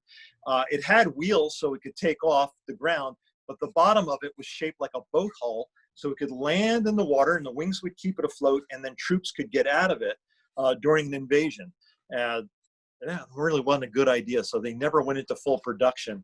But there really was, look it up, the XLRQ troop-carrying glider was a real thing. So anyway, let's get back to our cereal box flyer. Now, you probably got that. So that's really where you have to start, and start with your box. And if you follow along with the instructions, if you notice your boxes do have a place where the factory glued the box together, and that's the best place to take them apart because that's a flap you can't use anyway. So once you get the box all flattened out, you can transfer, you can either cut it out of this and lay it on and transfer it on there, or use a ruler so you don't ruin your plans. You can use a ruler and very carefully measure and lay out your glider. Now, some of the things I want to point out, there's little places, these tabs here, when we fold the glider, those are going to hold the wings, and the tail surfaces are back here. But when I lay this out, I like to put the middle of the fuselage right on an existing fold of the box, because it has to fold there. And getting our folds nice and straight and even are really important to this little glider. So the longest fold is down the middle of the fuselage, and why not just use the naturally already folded corner of the box? So try to lay out your glider right on that line, and then you can put the wing anywhere you like, and the rest of the cardboard. And then you can actually, you know, kind of pay attention to what's on your box. I didn't. I built one of these out of a Cheez-Its box, and I managed to get the Cheez-Its logo right across the wing perfectly. It was really, that was fun. So while you're building, a little tip for you, maybe try to pay attention when you're laying out your wing if you want to get a prettier looking glider. So once you get it that far, you're ready to cut it out. Now, I like to use a hobby knife. I don't recommend using one of these unless you're experienced or have an adult show you how to use them. They're very sharp and very dangerous, and I've dropped one on my foot before, right? Rolled right off the bench, and not a pretty sight. But regular old scissors are perfectly fine, and it's very simple to cut the box out. And notice on the drawing that there are cut lines and bend lines. You don't want to cut a bend line, because that's where we want to bend and we want to maintain some structural integrity on that. On your drawing, if you notice, I show a bend line on this forward vertical stabilizer. We're not going to bend there either. That's an error in the drawing, and I caught it later. So your drawing should look like that. No bend line there. No bend line at all. Okay, and then it's just a simple matter of cutting it out. Now, I don't, Gerry, Jonathan, do you want me to go that far? Because I have one. Yeah. They cut out. There we go. So this is what you look like after you're all cut out. Notice that I laid this one out on the natural fold, and I'm able to squeeze it there and do that. The next thing I want to do, notice there's the separation there. There is a cut line there because the horizontal stabilizers have to bend down. Now, here's where it gets a little tricky, and this is really the place where I screw it up all the time and where it's really easy to get your airplane, so it will never fly right if you don't bend it right. And so what I like to do is using a ruler or anything straight edge, a piece of, anything around the house that's thin and strong. You don't have to necessarily use a ruler, but a ruler's handy. So when you bend it, you kind of line it all up, line it up on that line, get it all even, and then make your bend. And there you go. I get it started going in one direction, and then you can bend it another direction. Another thing you can do, it's called scoring. You can lay it down on your table, and you got to be very careful about this because you don't want to screw up mom and dad's table that you're working on. Be very careful, but when you take the ruler and get it lined up and get ready to bend that, some of these cardboard things can be bent easier if you take your pair of scissors and don't open it, but hold it very carefully. And right along the bend line, just run your blade. I don't know if I was able to show you that, but what I did is I held it down on the table very firmly and just give it a scratch. And that little scratch makes the cardboard just a little weak right along that scratch. And look at that, it bends really, really easy. And so I'm going to go and I'm going to bend the two horizontal stabilizer lines. Going to give it a score. And then I'm going to keep the ruler on that and give it a bend. Okay, there we go. So now when I fold up the main center line, it's starting to look like that airplane because I did not bend my vertical stabilizer. I bent the horizontal stabilizers, so they'll be laying flat. This will stay straight up. My wing tabs, I'm not going to bend them all the way down because we'll get to that in a second when we get our wing cut out. We're going to mount our wing right on that and tape it, but I want to have that wing have a little bit of an angle in it. And if you look on your instructions, if you downloaded those, you'll see where I talk about dihedral. And this is something that's very common in a lot of airplanes. Sometimes the dihedral actually is bent down. Most times it's bent up. Sometimes you can't even notice it, but next time you're at an airport, take a look at an airliner. Even the big airliners, notice that the wing tips are a little higher off the ground than where the wings come together at the body. That's called dihedral, and that adds stability. There is a great picture. Jonathan put our picture up, and that shows the dihedral angle. Now that angle is estimated. If you were a aeronautical engineer, it is a science to get that angle right. But for our little glider, we can just estimate about that much angle that you can see in that head-on view. So I'm also going to take my wing. This one, one of the things you can do, you get the cereal box on the other side. If you laid it out and had well, I didn't do such a good job on that. I got right in the middle of the box, can't tell what it is. So what I did is I decorated it a little bit on the brown side. And I'm going to use my ruler again. And I'm just going to give a little bit of a bend in the wing and give it that dihedral. Okay. Now, what I found out with this one, this is was my test one. We're going to put a paper clip on the front to give it nose weight because it's very important to do balance. Once again, this is a very sophisticated engineering thing to find the balance of an airplane. But when we're dealing with something like this, the best way to figure it out is to just throw it and see what you get. And keep moving that paper clip. You can move the paper clip backwards and forwards, depends on the size paper clip you have. And that will change the weight in the nose. Moving it forward, you're moving the balance forward. But the airplane will eventually find the place where it likes it the best. And once you find it, take a piece of tape and secure that paper clip in that spot, because every time it crashes, it's going to move and you're going to have to readjust it and you might not get it exactly right. Okay?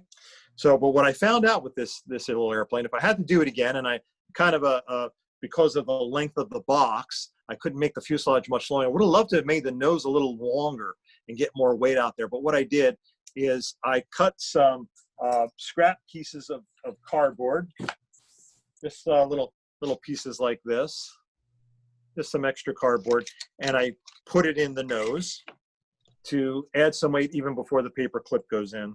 And I'm just going to put a couple in there, and then take my tape, and I'm going to start sealing this thing up and closing the fuselage. Okay, I want one around the nose. I'm going to put one really close to the wing tabs, both in front of the wing tabs and behind the wing tabs. And the whole time I'm doing this, I'm going to try to keep this fuselage as straight as possible, because if it starts getting wavy, you might as well throw it away and get it and start building a new one. And it will get, you're going to crash it. I have a bird bath in the back. The birds in the local neighborhood love taking baths, and I actually flew into the bird bath with one of my prototypes, and it just ruins it. It never flew right again. So I'm just going to keep taping. I want this body completely closed. I'm going to get right up to that vertical stabilizer. Okay. And then I'm going to put one across the top of the horizontal stabilizers. And I'm even going to help seal that back end by putting one right on the tail. Okay. Which should look like this. Keep it nice and straight as you can. Okay. And the wing goes on top. Notice I put a center line on the wing right there. Little dotted lines to show me the center, so that when I join it to the wing tabs, I can line up my fuselage line right there with that dotted line and taper on. Eric, would you avoid using glue, or would glue 6 be fine for something like that? I didn't use glue because glue has to dry. Yeah. And I'm impatient. Mm-hmm. The models, these balsa wood models back here, some of these things, you know, I work on them for a couple hours and you get everything glued, and then you got to walk away and come back tomorrow to do the next step. So some of the airplanes in here, I don't know if you see this bigger one here, that took almost a month to make that one. I got some really, well, while people are taping things together, this is one of my more wow, recent projects. Anybody know what this is? If anybody knows what it is, put it in your I'll allow the chat for a little bit if anyone. Yeah, allow the chat for a second. If anybody knows what this is, you can see it's not finished. And who is that? Yeah. Look at it. Lots of right answers to pop. So yes, this is a P-38 Lightning, and that's very my nice in-work project.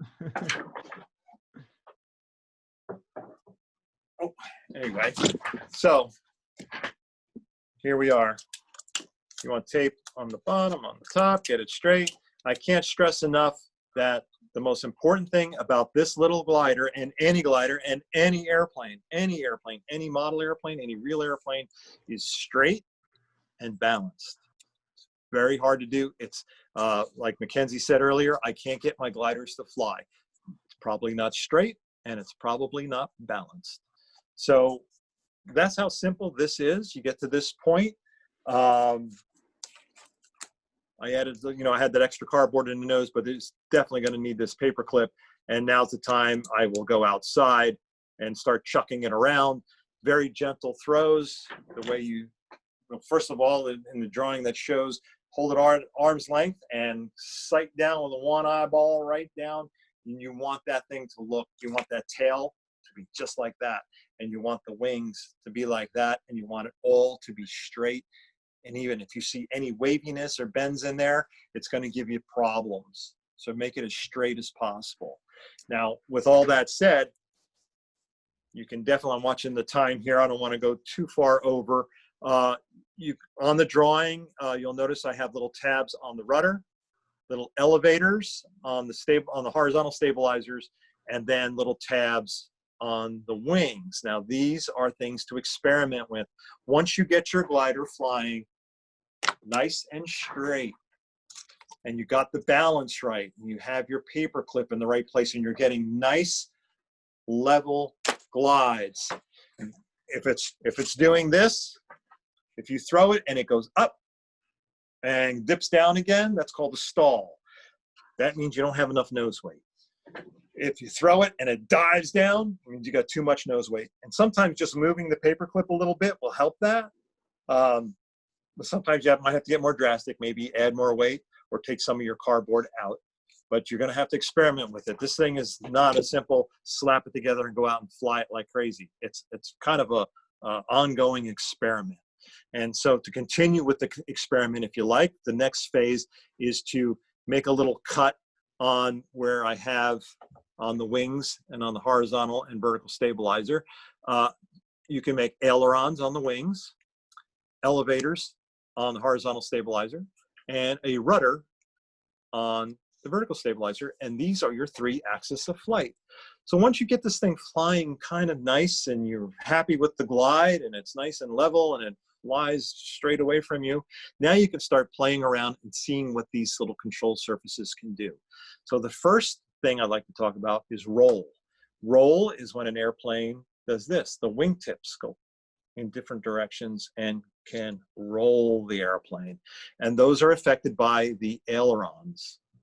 Now, if one aileron is up, the other one moves in the opposite direction. You don't put them both up. You put one down.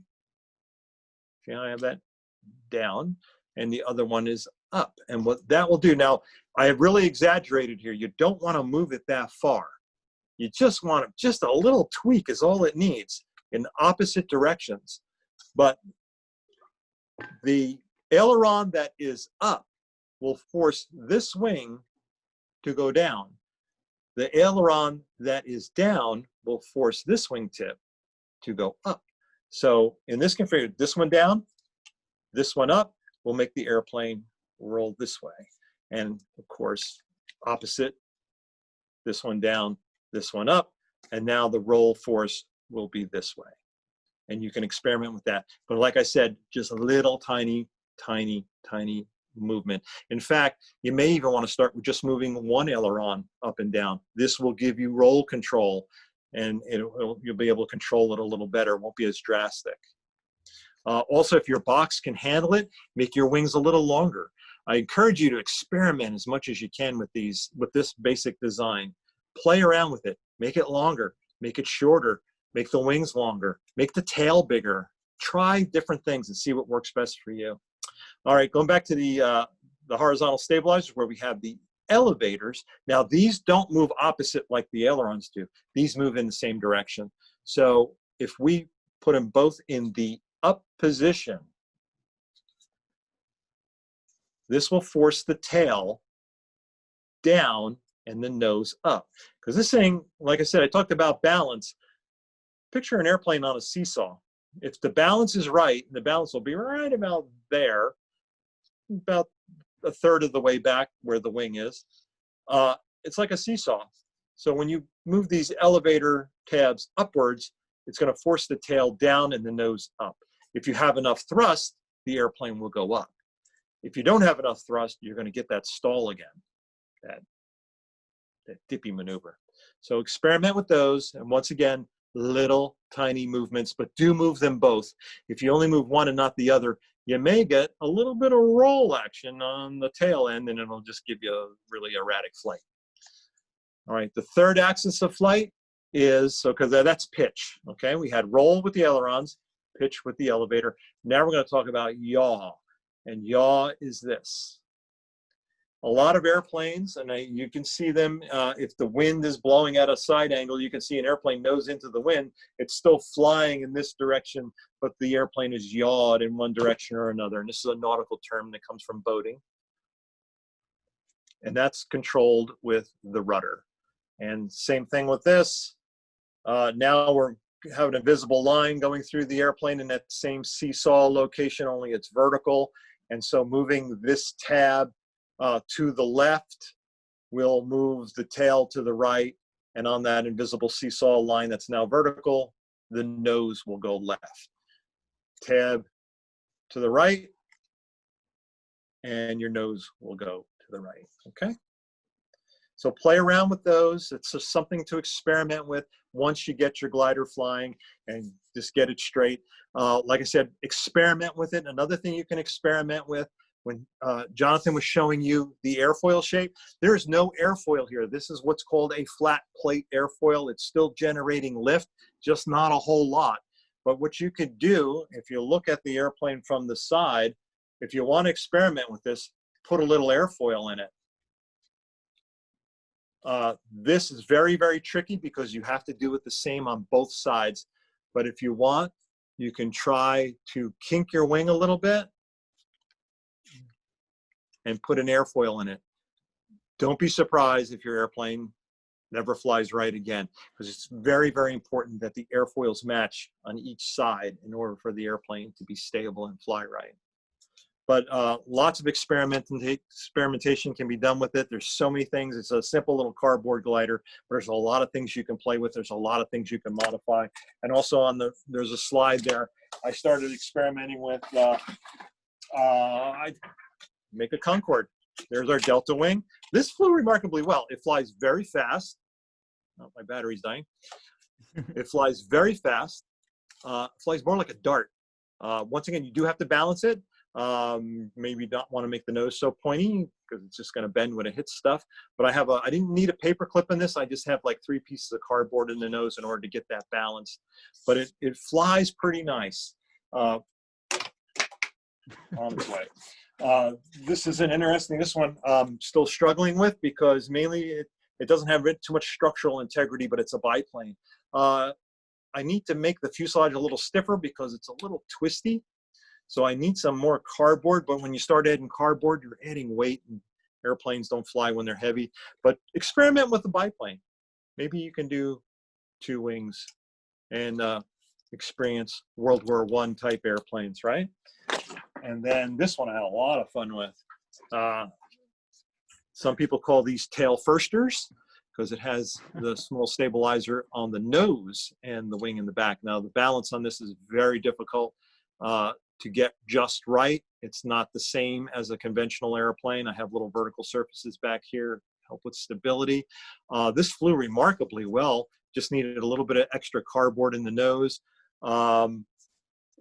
Design needs a little tweaking. I could probably get away with a little bigger wing, but canards, that's what this is called, a canard, which I think is a French word. Help me out here, Jerry. I think it's a French word for duck or goose or something like that, but it kind of looks like a goose when they're duck. Duck. The French word for duck. Duck, a canard or tail firster. There's a lot of experimentation that went into this, and if you noticed, I had to add some incidents. We talked about incidents with the wing of the Crusader, but look at, I had to add incidents, positive incidents or upward incidents to the forward stabilizer.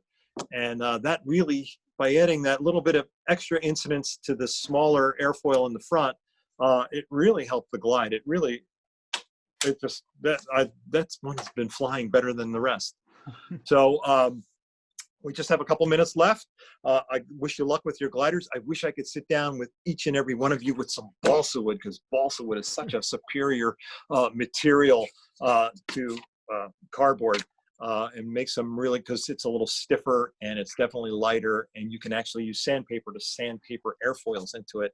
I have built gliders out of balsa wood that actually you throw them, and I've gotten them into thermals, and I've had flights of better than 2.5 minutes. with Wow. a glider this size made out of balsa wood. So once you get them in the thermal, they can definitely fly away. Well, it sounds like everybody can try their hand at, cookie boxes and cereal boxes for now, and then maybe they can invest in some more expensive materials like balsa wood and sandpaper. Yeah, and if anybody's out there in scouting, sometimes scouting organizations have resources through the Academy of Model Aeronautics here in the United States. There's model aeronautic organizations in countries around the world, but here in the United States, it's the Academy of Model Aeronautics based in Muncie, Indiana, and they have a wonderful program, and they have kits of balsa wood and tissue models that are very simple to put together. Once again, we can't do that here because you really have to be kind of over the shoulder with somebody, and there's a glue drying period, and but they fly amazing. They have little propellers on the front with wind-up rubber bands, and somebody just mentioned foam plates. Foam plate gliders are really fun. I don't have foam plates in my house, so we didn't go that direction. But foam plate gliders, that's a good material because it stays stiff and flat, and it's very lightweight. But maybe next time we'll do foam plate gliders. if Gerry buys me some foam plates. Above my pay grade. Are there any final questions? We just have 2 more minutes with Eric about the museum, about aircraft. This has been really wonderful. I want to thank everybody for being here. I want to thank Jonathan for setting this up. This was originally supposed to be a homeschool day. We turned it into a virtual summer celebration. Thank you so much for celebrating summer with us, everybody. Are there any other questions for us?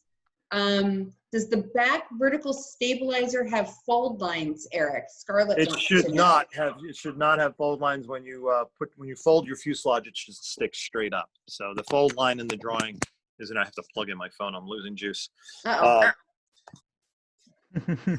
Yeah. Oh no. I'll see if I can put the picture up. If we lose Eric, just in case, while he's getting his charger. Getting the charger plugged in. Yeah. Trying This to is see the fun of working at home. We're not all on the ship. My charger's not working, so you may lose me. We don't want to lose you.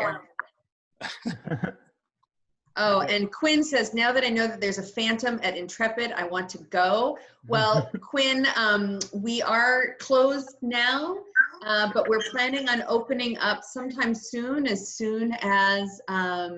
the state of New York lets us open up. We will be limited in capacity because, of course, we want to keep everybody safe and healthy, but we will be doing more programs like this, so maybe next time we can go and see the Phantom virtually. So I hope that you are all on our mailing list. We really do want to engage everybody online as much as we can and welcome you all back. But again, we want to keep everybody safe and healthy as much as we can. So thank you. Joyson, thank you so much for enjoying this program with us. We know that you were with us all throughout the spring. It's really good to see you back here. Mark, I'm glad to hear that you're going to do this with your Cub Scouts. And are we going to talk about the sub next time? That's a good idea. Unfortunately, we can't get through much of the submarine with our Google Arts and Culture, but we could go through a little bit of it. It's certainly an idea. We're going to be putting more of these programs together as we get our summer programs in line. We do have, like I mentioned at the top of the hour, or the 2 hours, I guess, we've been online. We do have virtual family programs every Tuesdays and Thursdays at 3 p.m. And then we also have our virtual astronomy series. And then Jonathan is putting up some more information about other programming that we have. Yes, so check when the museum reopens you can keep checking our website to find out our reopening date. Also, we have a lot of great activities and opportunities. Once we reopen, we definitely have great virtual opportunities. But if you'd be interested once the museum reopens, we have a great program called Operation Slumber, where you actually get a chance to spend the night on Intrepid as well. So keep checking our website to see when we reopen and when those programs are going to be offered. I saw someone mention in the Q&A just to check out the Flier. I see Eric is showing us around his model airplane laboratory here, which is great to see. And I'm just going to show the Flier really quick because I saw someone ask about this. And again, you can visit Google Arts and Culture to, I'm going to just put the link very quick in the chat. But just if you go on the Google Arts and Culture page, this is what you'll see if you scroll all the way down. You'll see these circles here. If you go through these circles, you'll see different views of the museum, including the flight deck, and you'll be able to check out the Flier on your own and some of the other aircraft we looked at today and other aircraft you may want to learn more about. So I'm just going to look at the Q&A one more time, see if we missed any questions. Eric, I'm not sure if you're with us still. Someone asked, what is the name of that academy with the model airplanes? You're muted for a second. I'm going to try unmuting you. Yep. There we go. That's the Academy of Model Aeronautics, AMA, Academy of Model Aeronautics in Muncie, Indiana, and that's the here in the United States. And they work very, very closely with the FAA. It's not just about models. You know, we're coming into a world where we're going to be seeing more drones.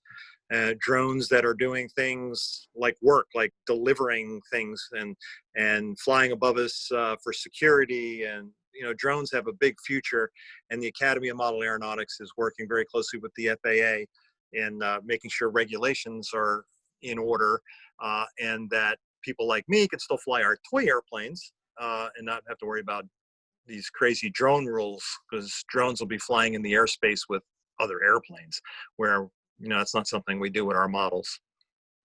All right. All right, so thank you so much for everyone who has joined us today. Again, thank you so much, Eric, for leading us through this awesome activity and through the few aircraft in the collection that we looked at today. I had a wonderful time just co-piloting, and I'm sure our guests had a great time too. Thank you, everybody, and then don't get frustrated with your little cardboard airplanes. Just keep trying. Yes, just keep trying, and that will be that. The link to the glider, the template that you saw, if you can't find it in your email later, if you check our website, you'll be able to check out the template for that as well with the instructions. So thank you so much for everyone that's joined us today. Bye, you. everybody. Thank you very much. Have a great summer, everybody. Thank you so much. Bye-bye. Bye-bye. We're going to stop the seminar now. Thank you. Thank you. Bye, everyone.